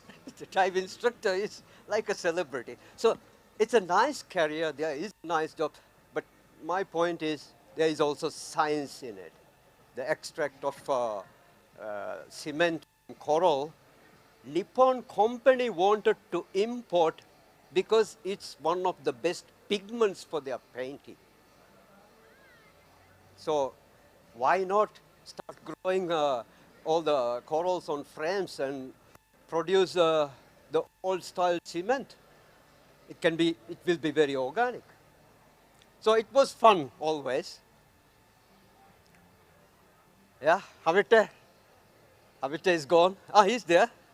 So we had a lot of fun as divers. We had special events, and those events remain really nice memories. This was during the 350 cabinet dive. After the event, the day we just go and swim, Bodoberu, and enjoy. So it was really fun. It's a lifestyle. Yeah, Villa College. Villa College was very interesting for me because that's where I actually was introduced into, as a diver, professional diver, to a college system. Start running an institute. So the education system and link with the diving, it's really where you need to produce professionals. If you want to produce good professionals, then we need to be a bit more institutionalized Well, my life in the island, I got 2 grandchildren during the COVID. So in the island, basically, I just run around the island with my 2 grandchildren. It's quite good. But I see this young guy here as a specimen. Because our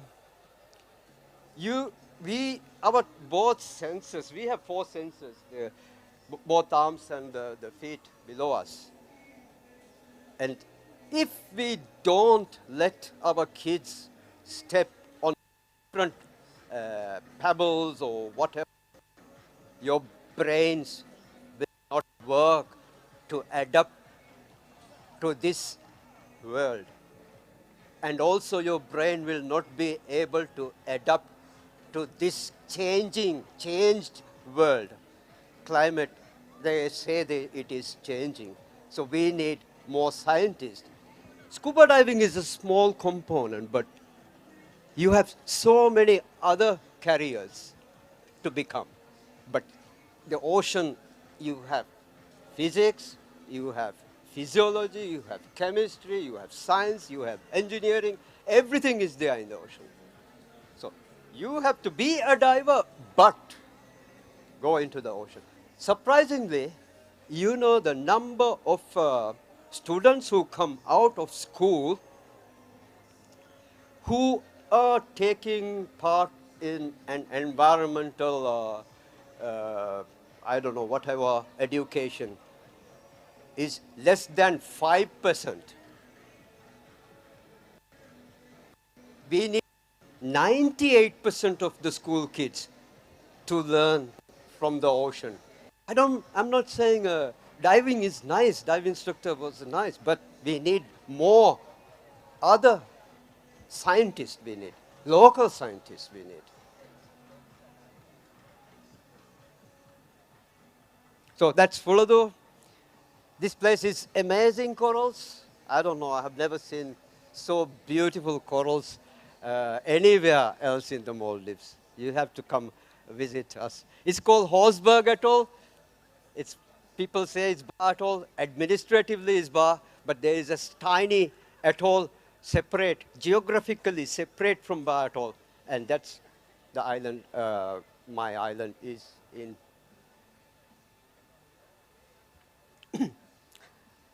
When I arrived in Fuladu, this picture on the right is something new for me. It's a seaweed that is washing ashore of the island, from the island. But this particular seaweed is before the corals. They are actually, before the wave breaks, the seaweed are growing, this particular type. And they act as surge breakers. The bottom force diffuse the strength. But when this seaweed is old enough, they come off. They don't have roots, they have glue. They come off and they come to the beach. We did a study, Anna, remember, with Korean University, and they found this particular seaweed in Fuladu, it has anti-aging agents. Repairs wrinkles, make you more white, and use ocean. I realized that with the increase in temperature, it's more plants coming in. I can guarantee you, if the temperature is rising like this, in the next 3 years, don't go down. All our beaches will be full of heat. I can see it already. We are talking about it, but I saw it in my island. This is a picture taken recently. The only thing we need to do is to bring down the temperature. The entire divers, the Maldives, all the divers worked very hard in 2009 to tell in the COP that reduce the temperature, bring down the temperature. And still last year, did not have hope. Even now, hope. It's coming up. It's going. The corals will die. But there is more seaweed. What I did was I made fertilizer out of it. Because we all want to stay young, want to be young. We all want no more wrinkles in your faces. So I made fertilizer, and my plants, I use fertilizer I make from seed.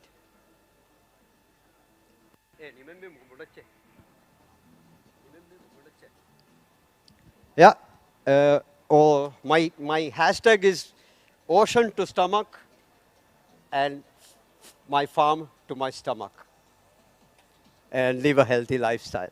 So basically in the island, I just tour with my friends, my family members when they come. I just show them. It's much, it's beautiful. It's more beautiful when you make other people happy, you know. You can be happy, but when others are happy, it's much more beautiful. These are the, I also recently did a small workshop with the local community, and we produced 5 type of fertilizer from seaweed. And hopefully with the next Holongo season, we will start planting. The other fascinating thing I did with Fuladu when I was there very early was there is only 4 kids in grade 8 at that time. And with those 4 kids, we actually put some corals on a frame to see the growth. Because what I learned in Fuladu when I went there, 2016 I went there, until now, there are corals that don't bleach. Fuladu, I don't see bleaching. And I believe 100% sure that this may be a resilient coral or the future coral. So that one particular coral which with the 4 kids, we planted them on a frame. It grew very well, 2 centimeters per month. So it's very fast. But that frame, we actually took all the corals and planted on a plug. On a plug, yeah. Now, this plug method I did not see much in Maldives. What happens with this plug method, instead of frames and corals, you put the coral, when the coral is had good enough height, you can take this coral, the plug, to an area where all the corals are dead, fix it, and then it will give the eggs spawning and fertilize the eggs in the ocean. It's like a tree, and the falls down, and the plants grow. I think it will look very ugly when you have 5,000 frame in one reef with corals. We cannot also plant or take corals, different type of corals in different locations as well. We have to be very careful of what type of coral we are taking. So this is the beautiful coral farm. This is done with 13 schools during the last year, 4 months ago. 13 schools, we gave all the schools 4 types of corals, and each school is looking after the corals. Koba. Yeah, just before my last key point is last year I was in Himalaya. I went up to 4,000 meters, my wife and I. It was scuba diving, similar, like scuba diving, but we have to do safety stop when we climb up, not when we finish the dive. Yep. But 4,000 meters was an amazing experience. But currently, I am working on a documentary because at 3,500 meter altitude, there is a lake, and one film actor from Tibet, she presented me with a fossil. like this size. And it was taken from a lake during the low tide. The corals are exposed, and these fossils are taken from this lake. It's 3,500 meters high altitude. But when I saw this, I knew it's a shell, and I knew it's a Nautilus shell. But for them, for the locals, when they break or when they see a fossil which is broken, they see some art, only an art lines. They don't see the real shell. And they call it saligram. And some take it as really worshipping because every piece has a different artwork. I know it's a shell. So what I did was basically yeah, here you can see a normal Nautilus shell and the fossil. I took it also to India and cut it into half, and the fossil is there. So now I'm sure that it is a shell. It is at 5,000 meters to 3,500 meters altitude. But I also did not stop. I have taken it to Germany and given it to a laboratory, and I'm doing research on this fossil. This, I believe, could have come from the Maldives, from the Indian Ocean. Because I don't support the Darwin theory, I support Drexler theory, which completely different way the Maldives, how Maldives was formed.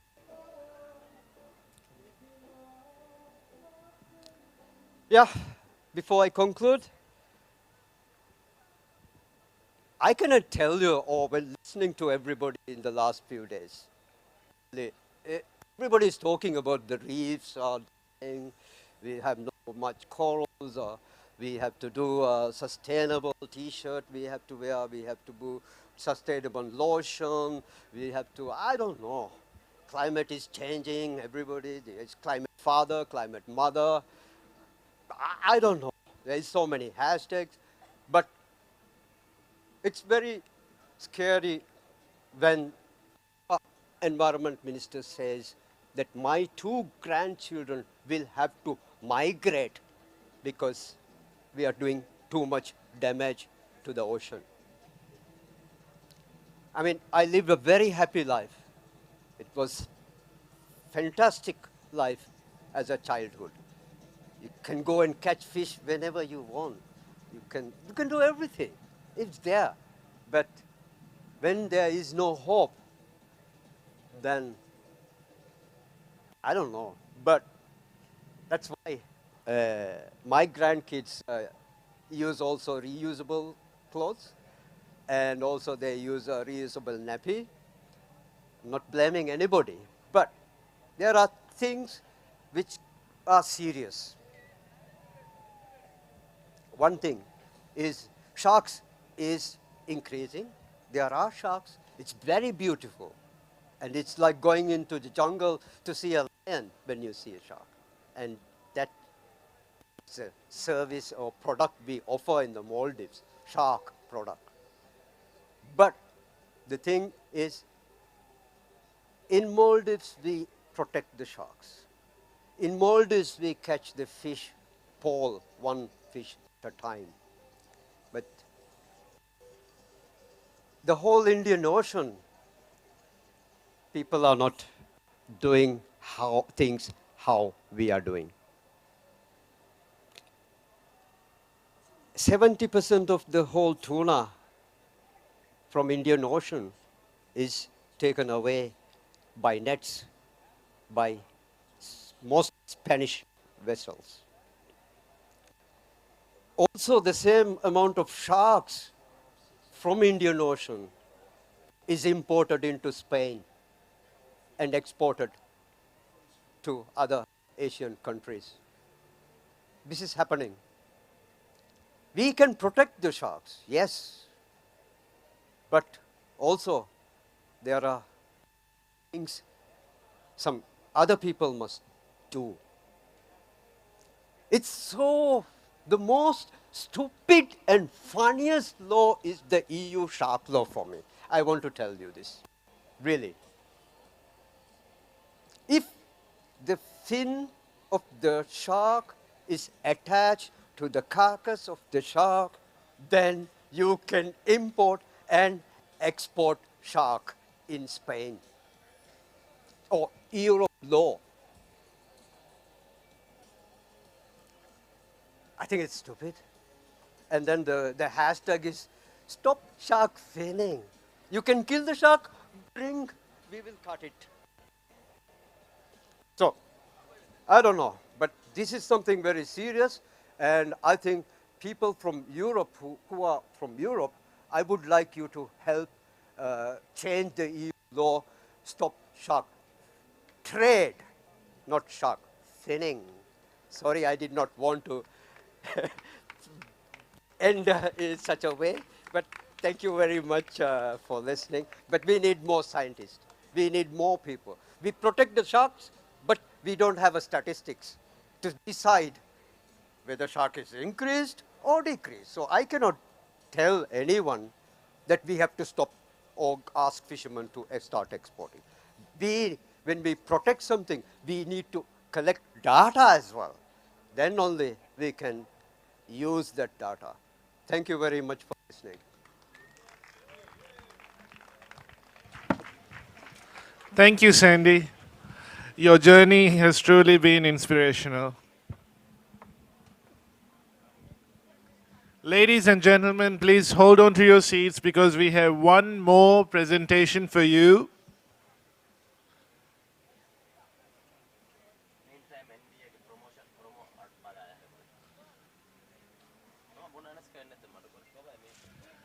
I'd like to kindly invite on stage the senior architect of MMS, Maldives Marine Services, Ali Hassan, and marketing coordinator of Maldives Marine Services, Alicia Hassan, for this presentation.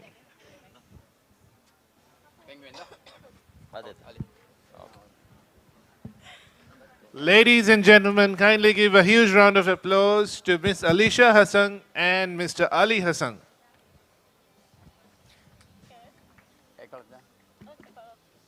Ladies and gentlemen, boat builders, designers, and more importantly, boating enthusiasts, Assalamu alaikum and a very good evening. My name is Alicia Hassan, as you might already know, and I'm the marketing coordinator of MMS, Maldives Marine Services. I would actually like a moment to say that I'm here on stage with my beloved father, a naval architect who has been in this industry for over 35 years. And Maldives Marine Services is his pride, his passion. And Maldives Marine Services would not be here without him. Okay, yet. Thank you, my beloved daughter. That is very so true. Good evening, ladies and gentlemen, boat lovers, boat builders, boat enthusiasts. And moreover, we are not going to talk about the boat. We have been talking about the boats in this show for many, many years. And we would like to, introduce something very new, very exciting. Those disabled people also, any normal or abnormal people can still see underwater and the beauty of the Maldives. My beloved daughter, Miss Elisha Ali Hassan, will give a little brief about what we are coming to into. Maldives Marine Services is the sole distributor of the newly found Korean brand Penguin 2.0. And we have recently launched the Sea Walker in Maldives as the sole distributor. Sea Walker is an equipment helping easy underwater walking experience. And it's something that everyone could use. Even little children, even those that are disabled, as my father said. Thank you. So, there's one more thing that we have introduced recent years because our tourism is taking so much higher daily basis, day to day. And we thought a lot of resort owners are looking for manufacturing of fiberglass water slides and swimming pools. And swimming pools, water slides, it's very costly when you do concretes and other materials. So fiberglass is so widely used for last 30 years. Why not we manufacture our own? So last 4 years, we have been introduced fiberglass water slides. And recently, we have managed to install, manufacture and install water slides on local island just government has introduced to you, Kudagiri Island. You may have enjoyed it. Yeah.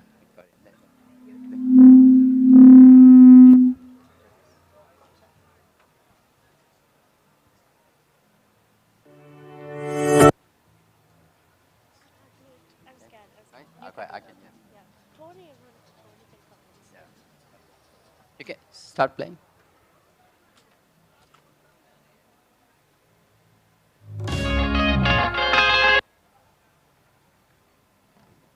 Now you can see the water slide that installed and installed by HDC, manufactured and supplied by MMS Boatyard.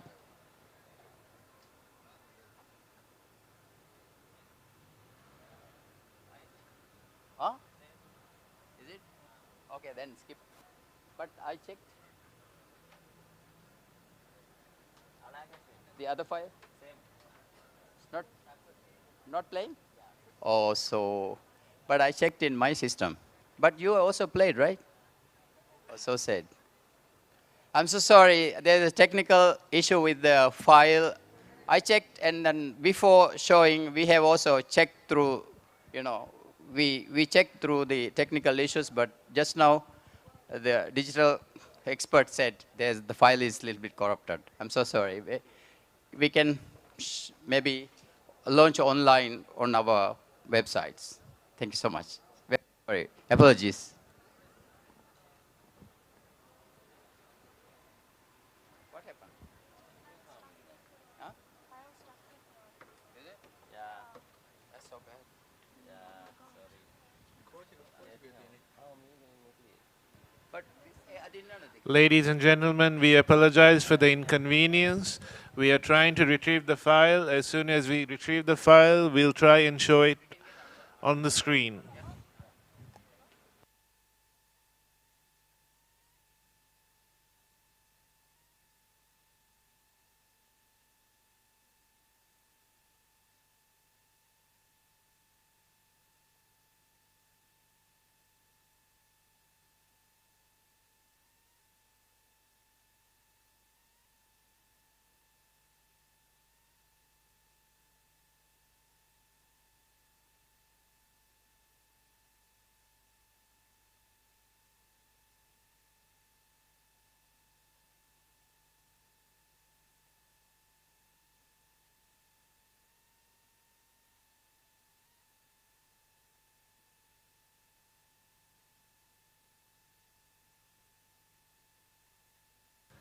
Ladies and gentlemen, as we sort out through the technical issues, I'd like to play for you the promo of National Boating Association Escape from the restriction of being tied to an island and set sail for boundless adventures. With complete freedom and mobility to explore the best of what the Indian Ocean has to offer, discovering diving hotspots and world-class surf breaks has never been easier. Whether you're looking for a holiday centered around surfing, diving, fishing, or cruising, you have the best of both worlds when you are living aboard a liveaboard in the Maldives. All the comforts and luxuries you can find on land, plus unfiltered access to the ocean whenever you wish.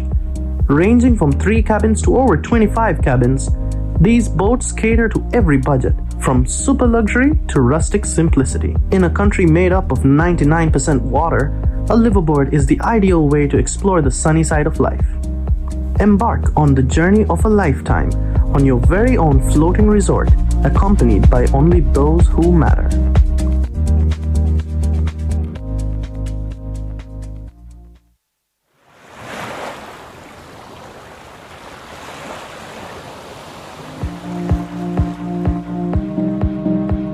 Escape from the restriction of being tied to an island and set sail for boundless adventures. With complete freedom and mobility to explore the best of what the Indian Ocean has to offer, discovering diving hotspots and world-class surf breaks has never been easier. Whether you're looking for a holiday centered around surfing, diving, fishing, or cruising, you have the best of both worlds when you are living aboard a liveaboard in the Maldives. All the comforts and luxuries you can find on land, plus unfiltered access to the ocean whenever you wish. Ranging from 3 cabins to over 25 cabins, these boats cater to every budget, from super luxury to rustic simplicity. In a country made up of 99% water, a liveaboard is the ideal way to explore the sunny side of life. Embark on the journey of a lifetime on your very own floating resort, accompanied by only those who matter.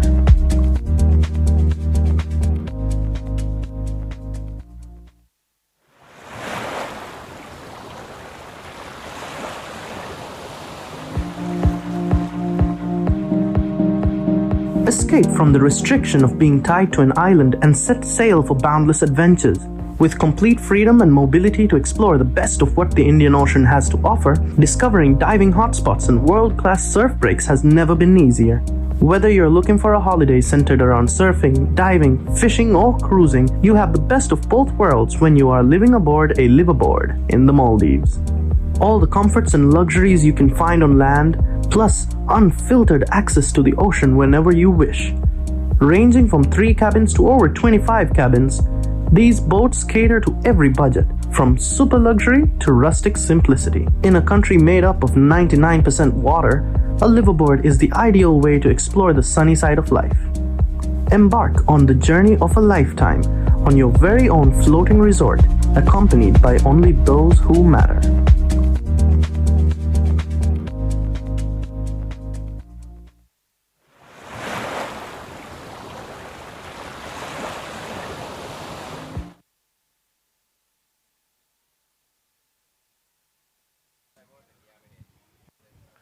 Ladies and gentlemen, I'd like to invite on stage once again from Maldives Marine Services, Ali Hassan and Elisha Hassan.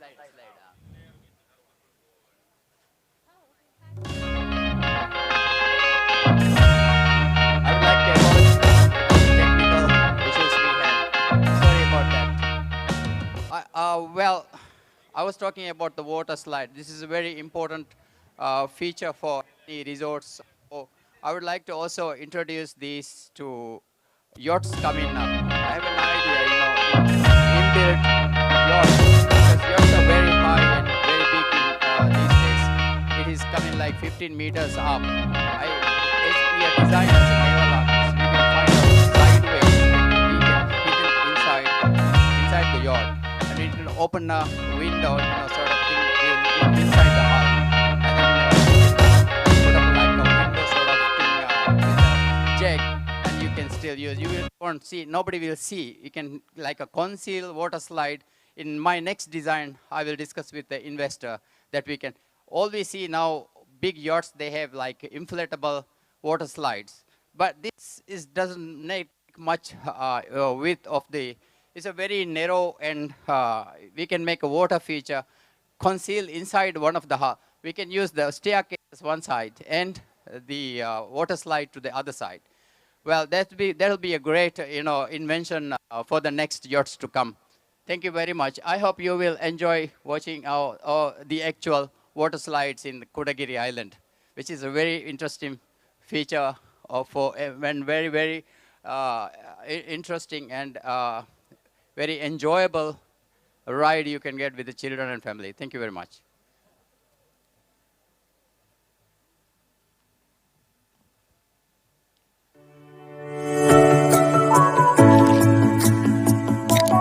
And then we have this penguin semi-submerged submarine.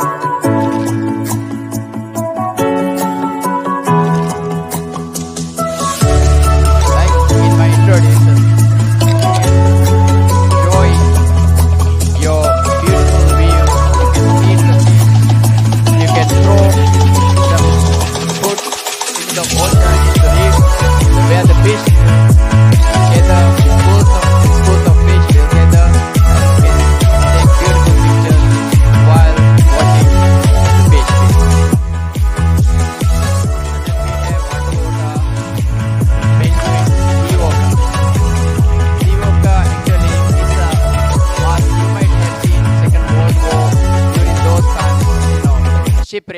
divers will use a hose, surface air, which now this is a bit actually advanced, similar sort of thing. This invention's been there for hundreds of years, but this Korean invention is you can just see, so you are in a globe, a glass globe, and down the sea. No, you don't have to be a professional diver or swimmer for this.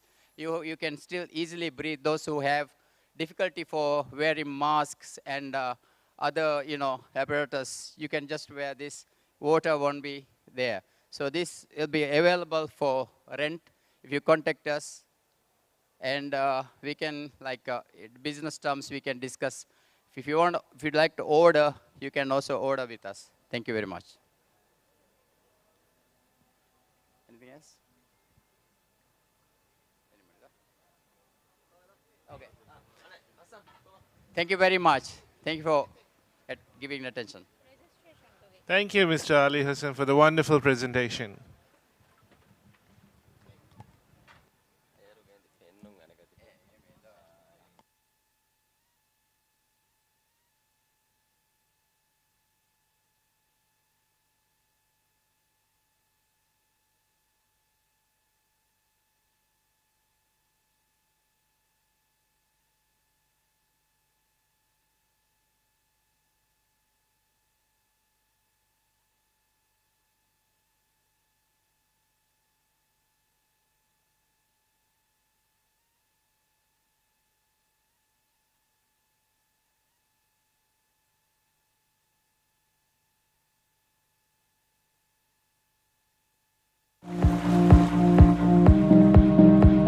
Escape from the restriction of being tied to an island and set sail for boundless adventures.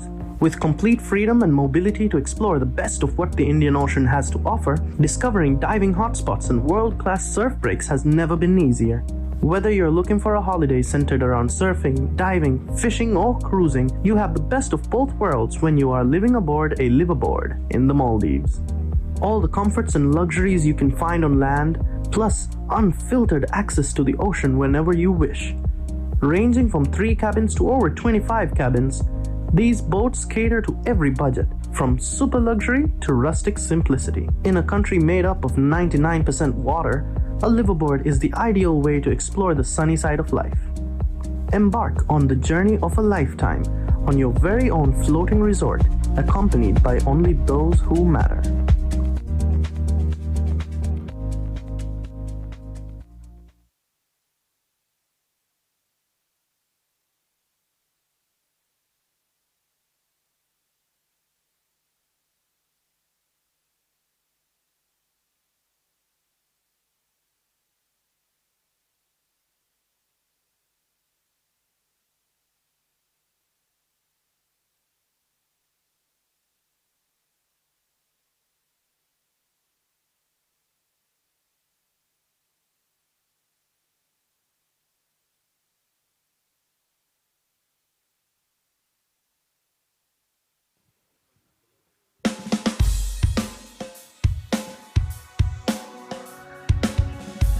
Dear visitors and exhibitors, ladies and gentlemen, we are gearing up for the final 2 segments of our event.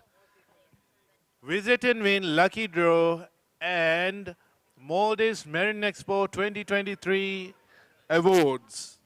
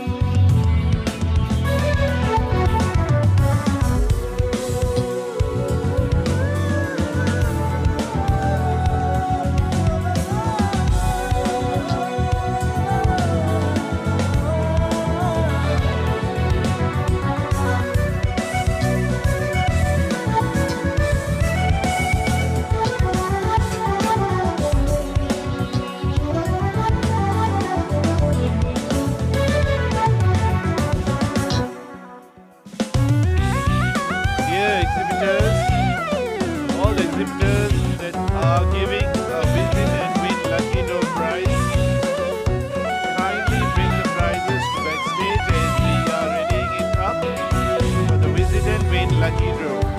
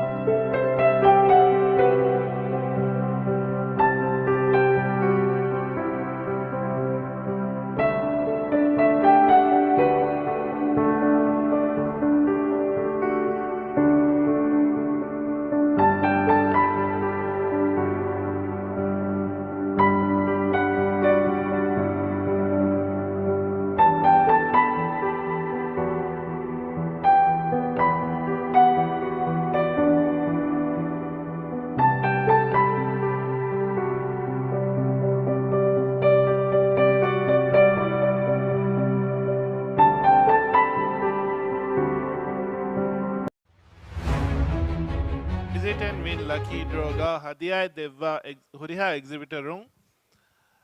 Hadiya hippawagen backstage dureda vungeden. All exhibitors who are giving prizes under visit and win lucky draw, kindly bring your prizes to the backstage as soon as possible. Thank you.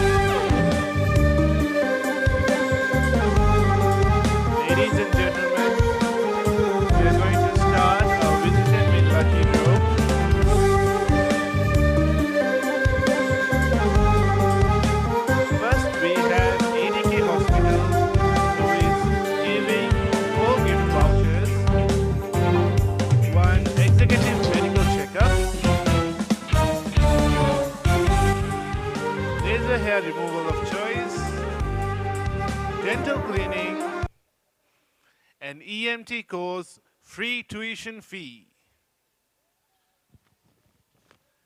I'd like to invite on stage from ADK Hospital, Fatmat Nina and Aishat Tahani.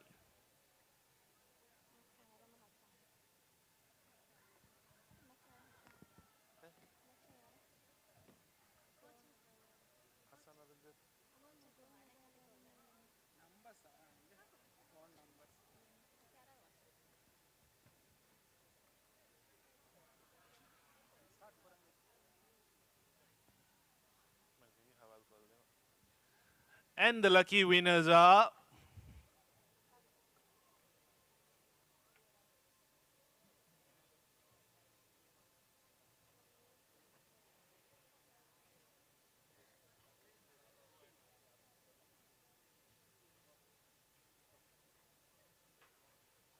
our first lucky winner is Ghazi Shaheen, 7325626. Congratulations.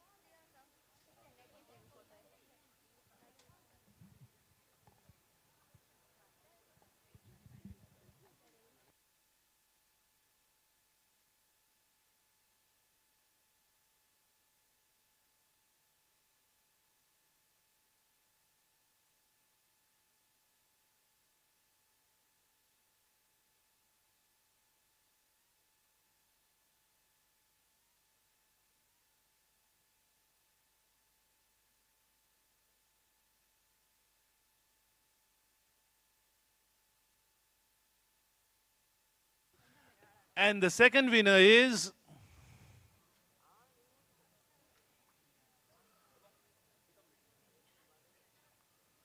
Mohammed Jalal 7913450.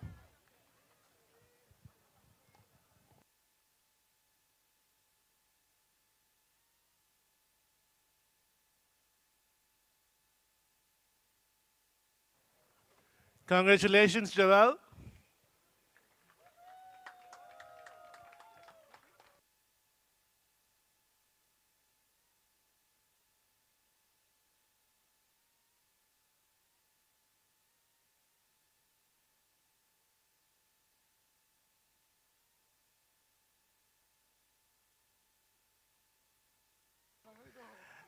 And our third winner is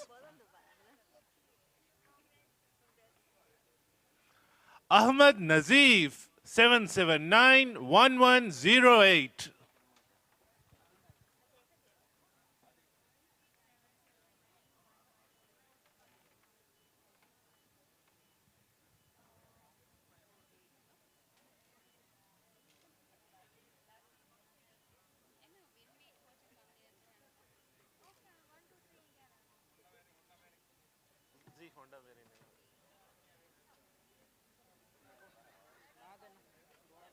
And our last and final winner for ADK Hospital is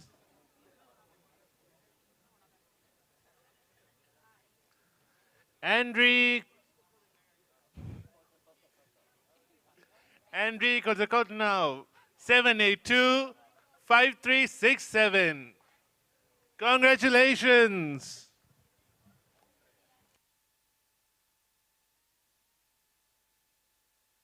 All the winners that were unable to receive the gift on stage, I kindly request them to visit the stall or contact them to collect their prizes. Thank you.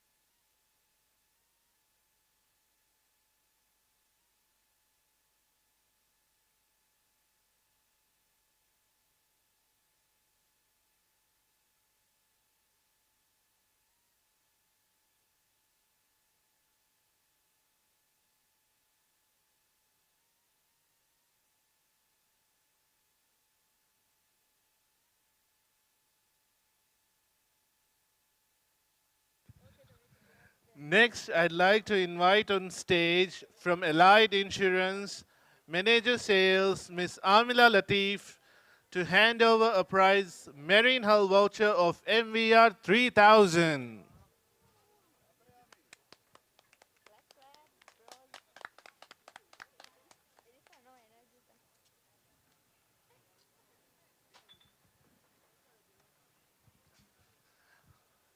Ladies and gentlemen, and the lucky winner is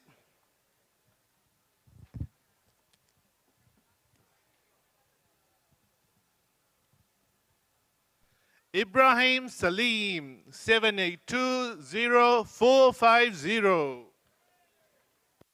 Congratulations, Salim.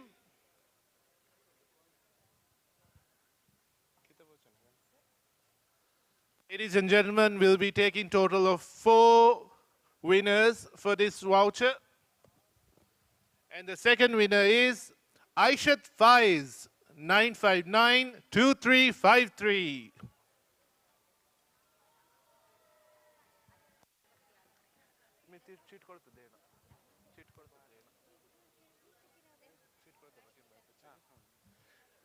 And the third winner is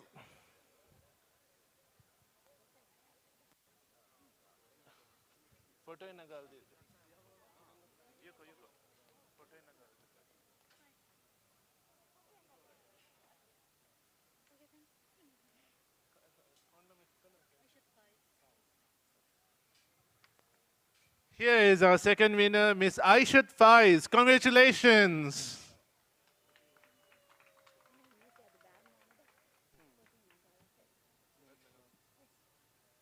And the third lucky winner is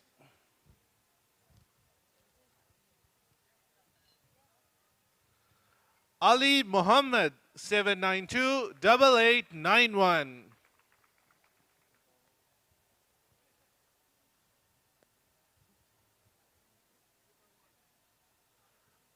Ali Muhammad.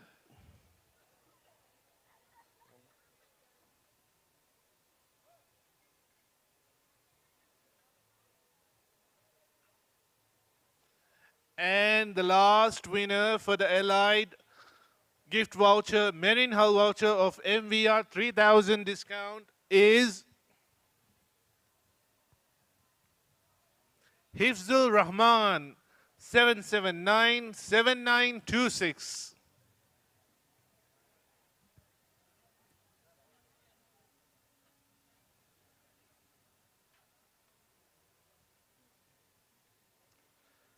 Hifzul Rahman.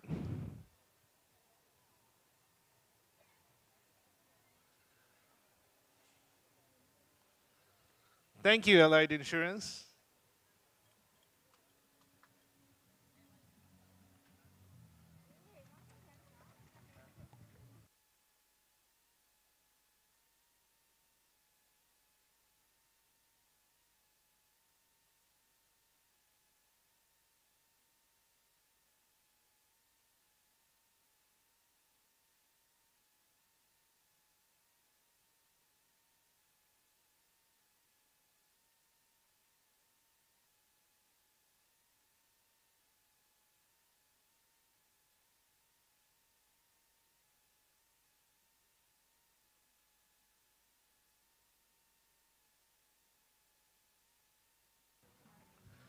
Ladies and gentlemen, the next exhibitor for the Visit Edwin Lucky Draw is Hassan Marine. I'd like to invite the team of Hassan Marine on stage to give away the special prize of Aqua Marina Kayak.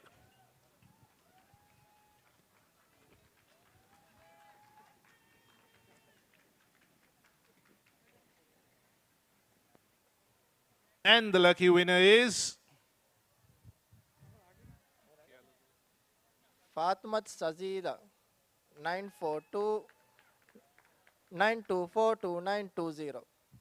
Congratulations. Congratulations to Fatmat Shazli 9242920. Thank you, team of Hassan Marine.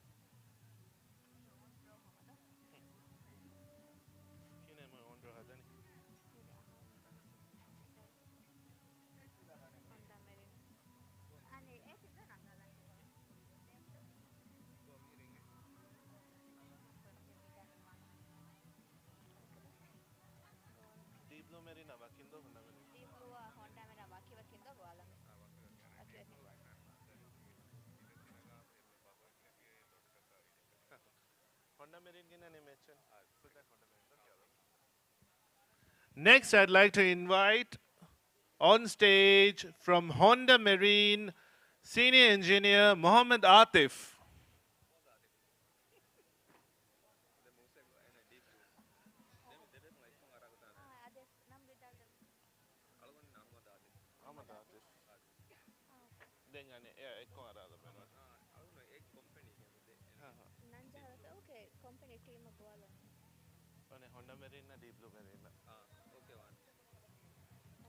And from Deep Blue Marine, I'd like to invite Customer Relations Manager Musa Jamil.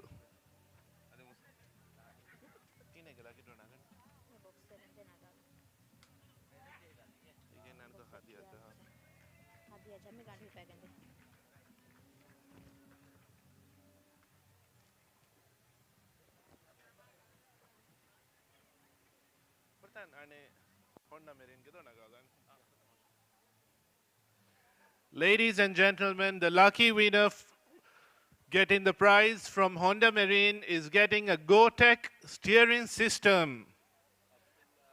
And the lucky winner is Abdullah Sami Ali. Contact number is 7491718. Congratulations, Abdullah Ali.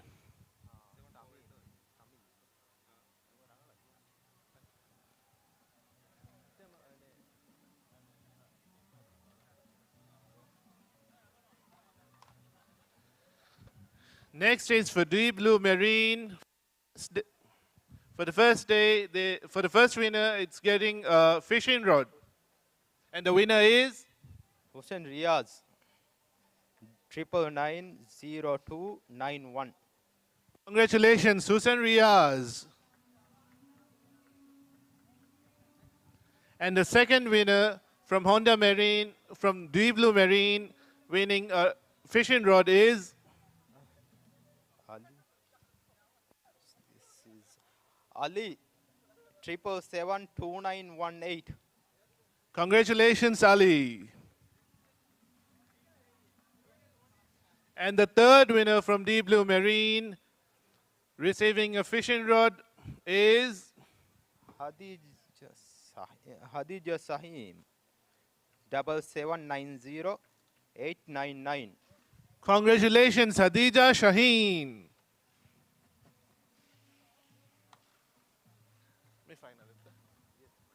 And the final winner is Muhammad Riaz, 915110. Congratulations, Riaz.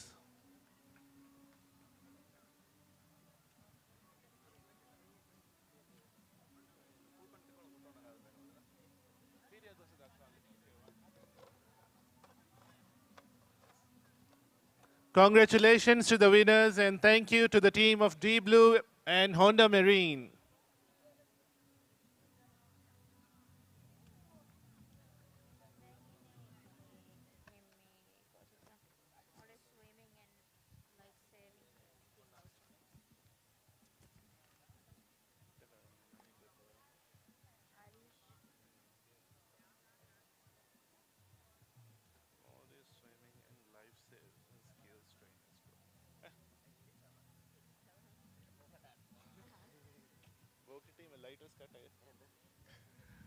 Next, we have 3 gift vouchers from Maldives Swimming and Life Saving Skills Training School.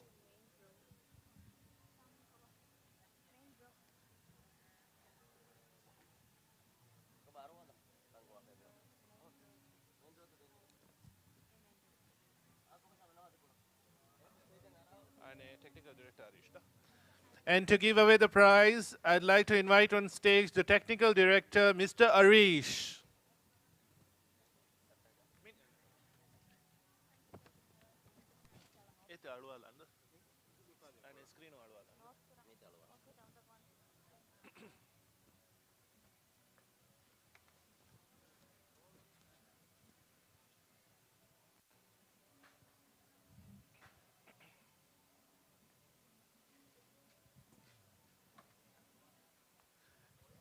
And the first winner of the lucky draw is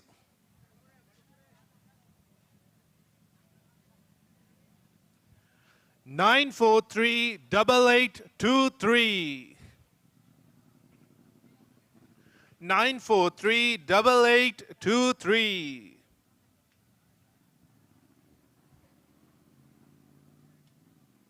And the second winner is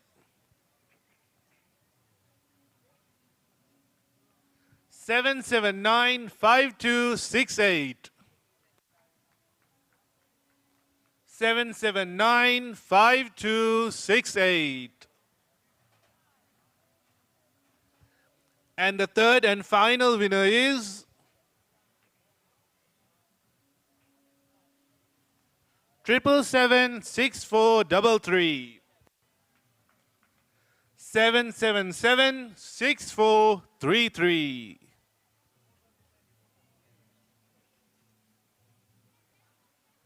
Thank you, Arish.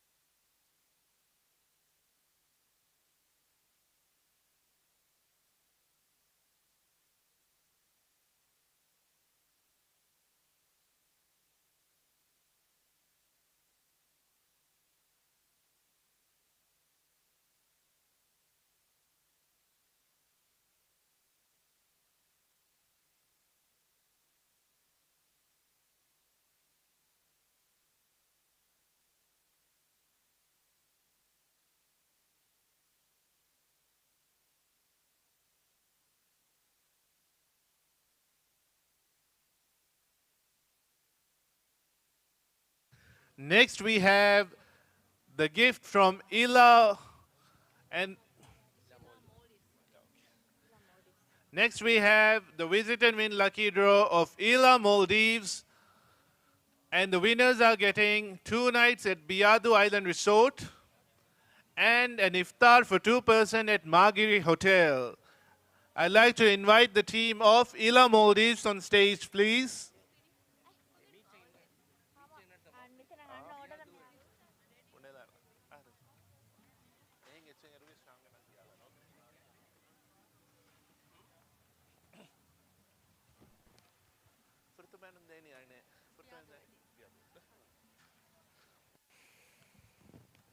And the first winner receiving 2 nights at Biadu Island Resort is Hussein Saeed, 7797678883.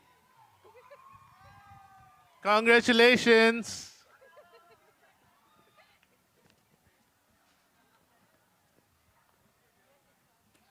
And the second winner winning the gift of iftar for 2 packs at Margiri Hotel is Fasid, 78288820. Congratulations, Fasid. Thank you to the team of Ila Maldives.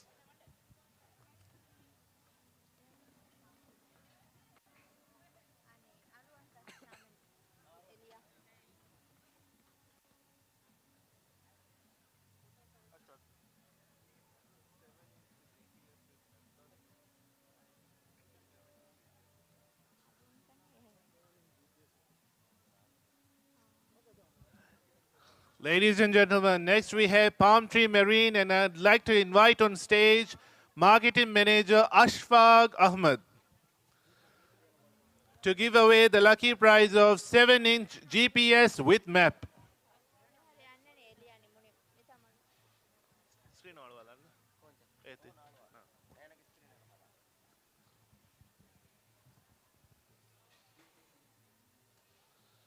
The visitor winning the 7-inch GPS with map from Palm Tree Marine is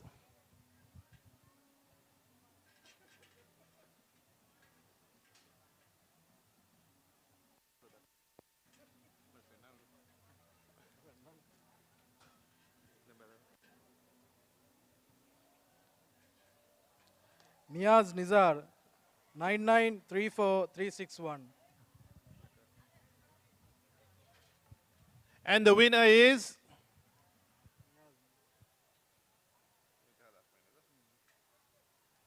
Niaz Nizar, 9934361.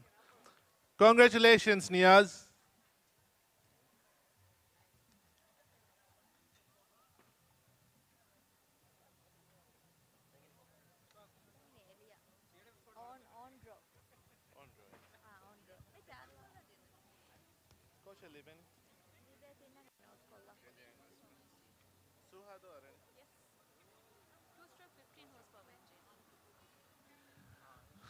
The next visit and win is from Elia Investment. And the prize is a 2-stroke 15 horsepower engine. I'd like to invite on stage Ms. Suha Muhammad, Assistant Marketing Manager.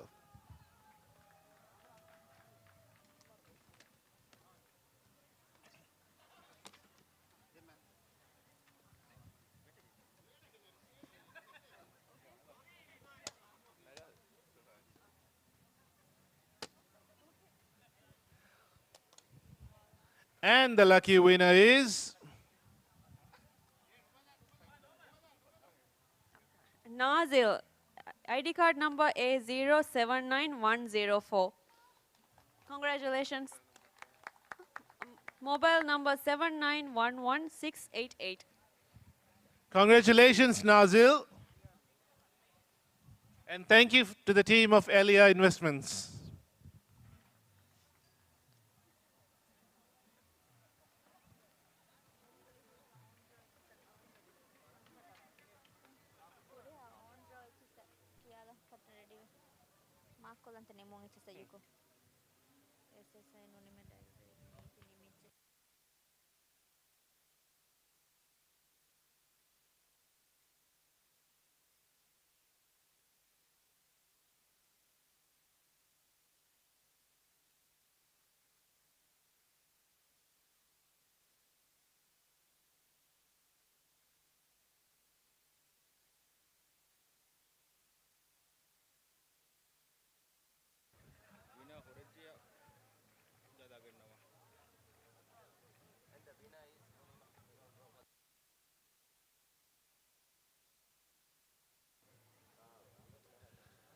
Next visit and win is from SSI Mares.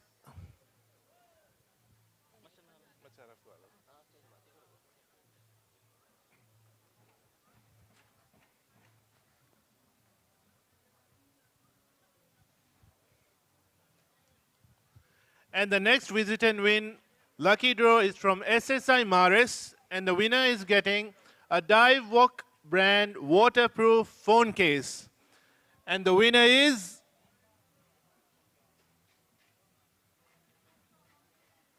double 7795575.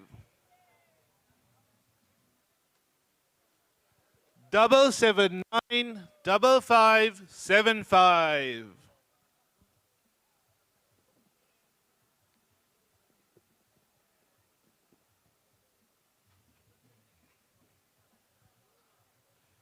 And the next visit and win lucky draw is from Raid Adventures. The lucky winner is getting open water course, and the winner is 7963231. 7963231.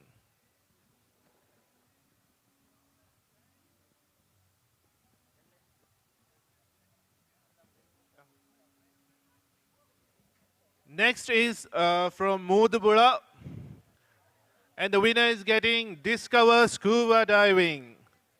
There will be 2 lucky draws for this. And the first winner is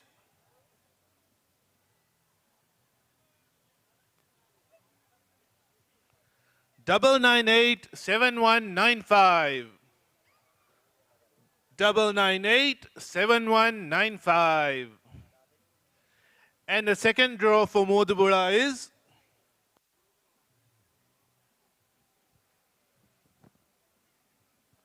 7775373.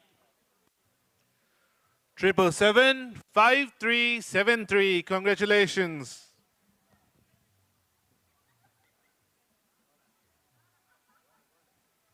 And the next visit and win lucky draw is from One Ocean Empire. And the lucky winner is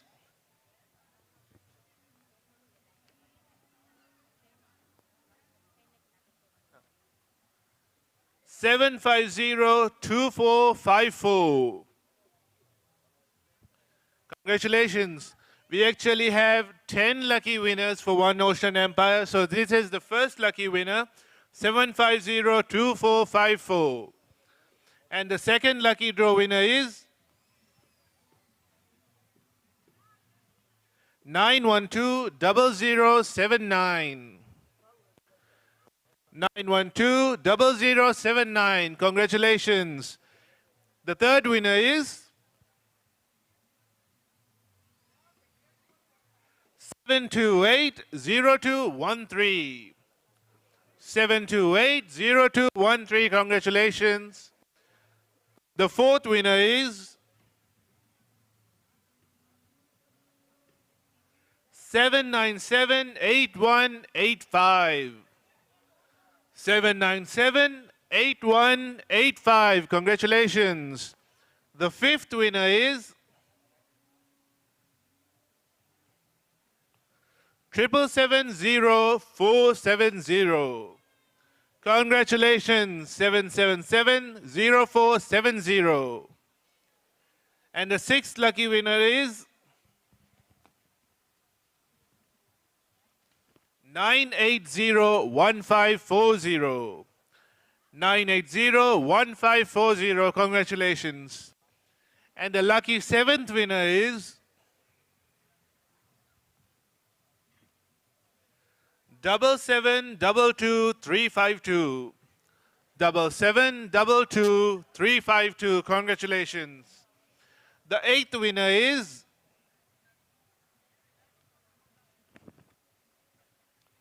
7824896. Congratulations to 7824896. The ninth winner is 7564526. Congratulations, 7564526. And the 10th and final lucky winner for One Ocean Empire is 7653836. Congratulations, 7653836.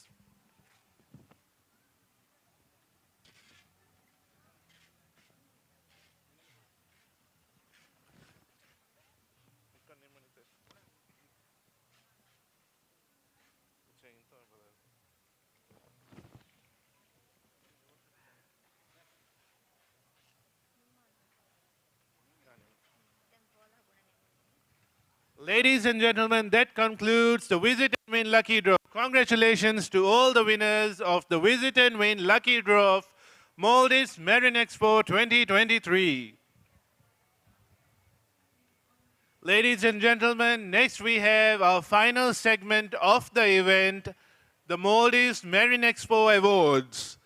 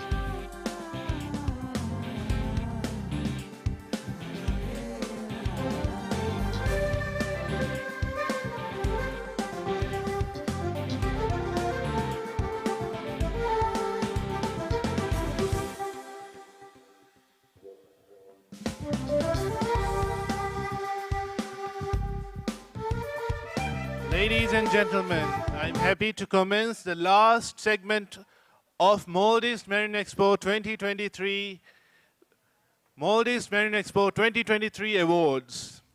And to give away the first set of awards, I'd like to invite on stage the Managing Director of Medium Events Private Limited, Mr. Sham Mohammed.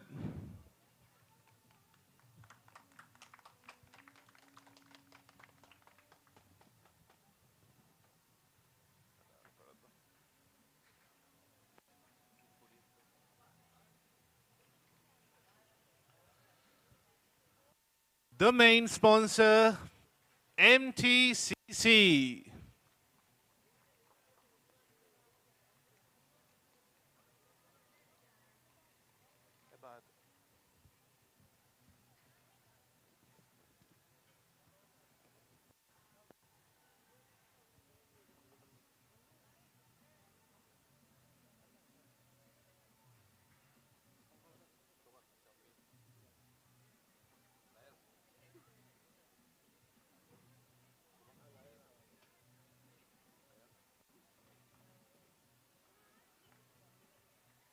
Thank you, MTCC.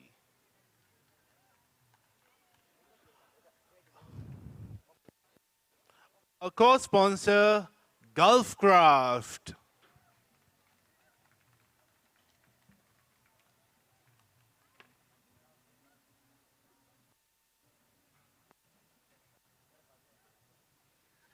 Can I kindly request somebody from Gulfcraft to come and take the award?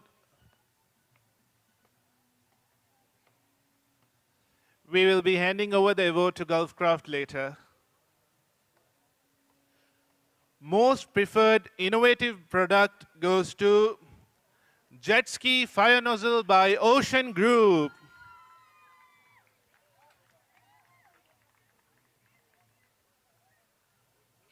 Congratulations, Ocean Group.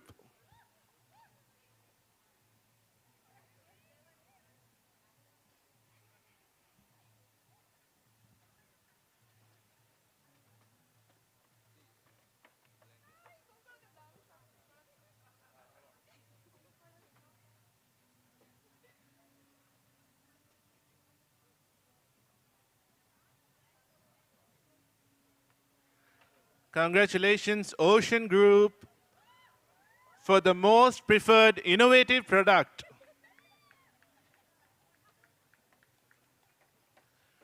The next award is most preferred stall design.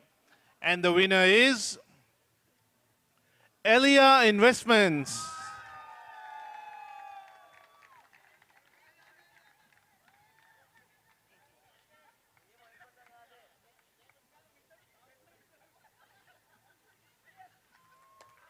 Congratulations, Elia Investments.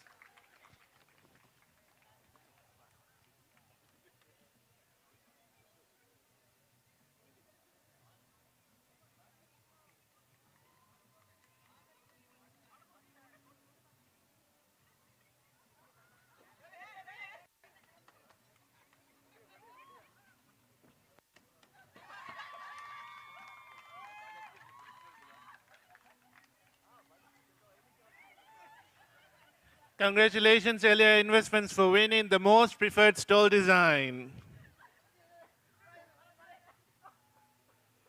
And the next award is for the most preferred boat display.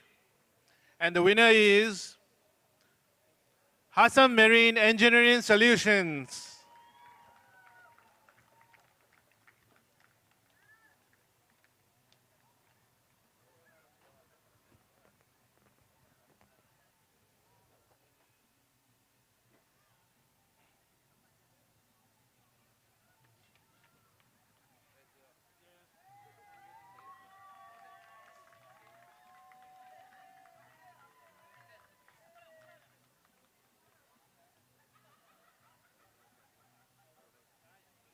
Thank you, Sham.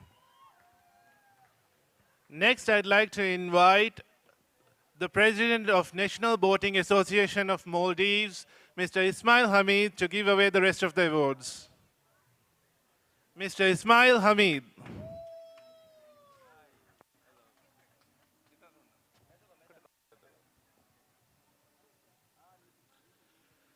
Our next award is the most preferred featured product launch, and the winner is MTCC Yanmar Cruiser.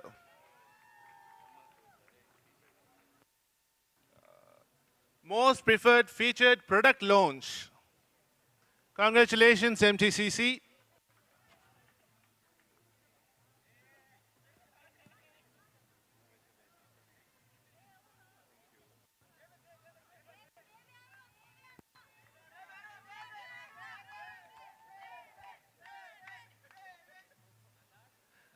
Congratulations, MTCC. And the next award is for the most preferred product highlight. And the award goes to Allied Insurance, insurance for boat building and marine hull.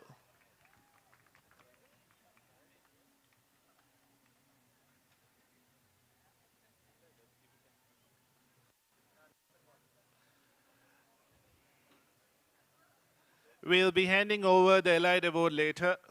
Congratulations, Allied Insurance.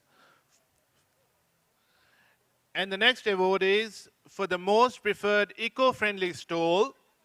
And the winner is Marine Master solar-powered stall.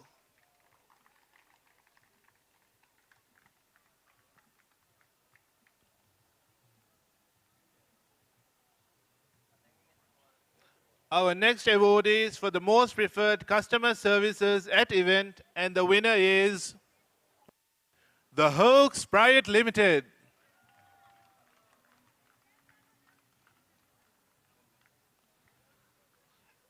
And the final award for the night, the most preferred featured smart device is Bell Marine Electric Propulsion System by Alcom Triangle Marine.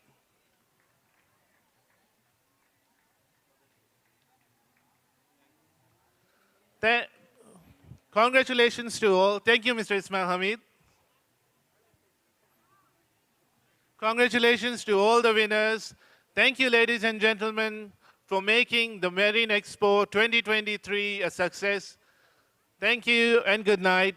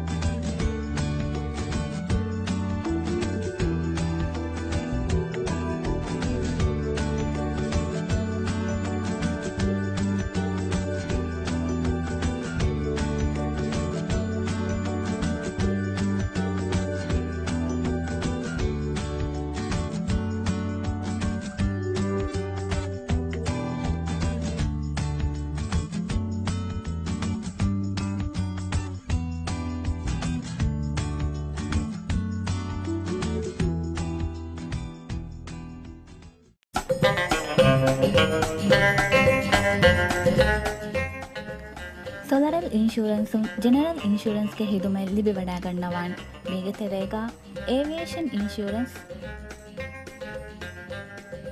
මෝටෝ ඉන්ශූරන්ස් අති මෙරන් ඉන්ශූරන්ස්ගේ හිදුමයි ලිබි වඩා ගන්නවාන්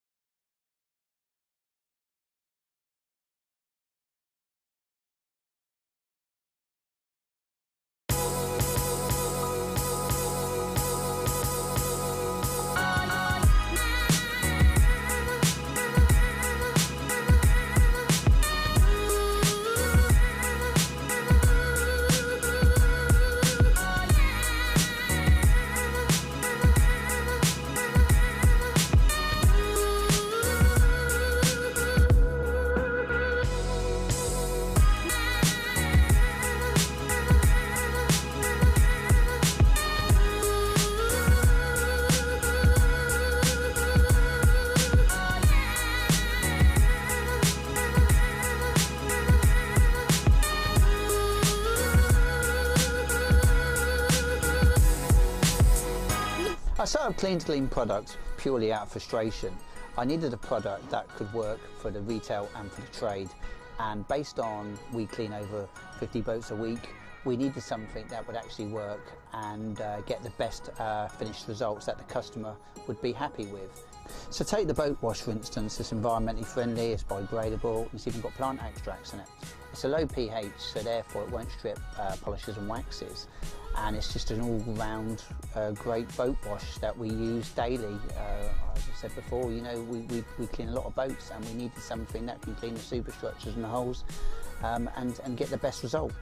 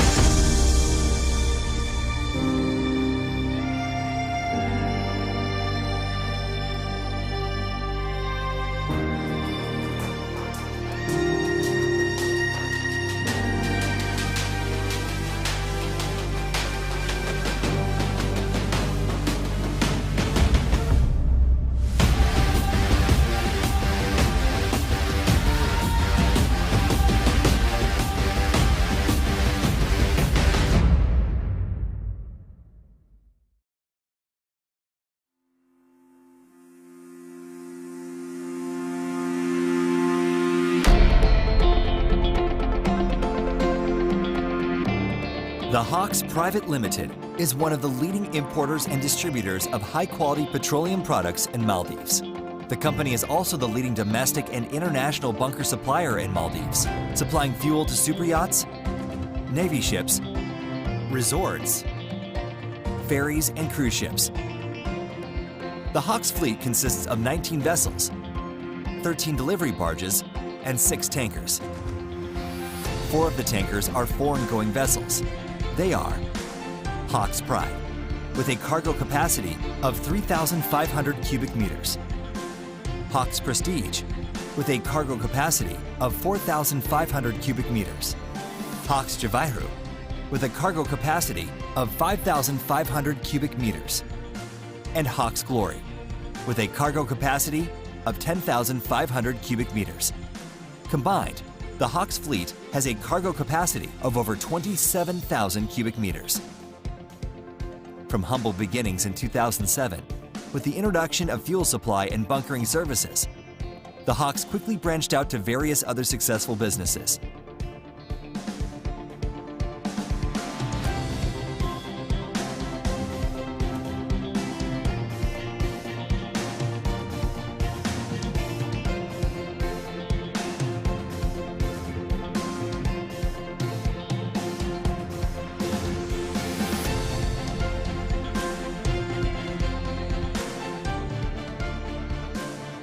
Recently, in 2019, the Hawks Fuel Storage Terminal was completed. The state-of-the-art terminal has a storage capacity of 30,000 cubic meters and a berth with a 20-meter draft. It features 6 fuel storage tanks, 2 for gasoline and 4 for gas oil.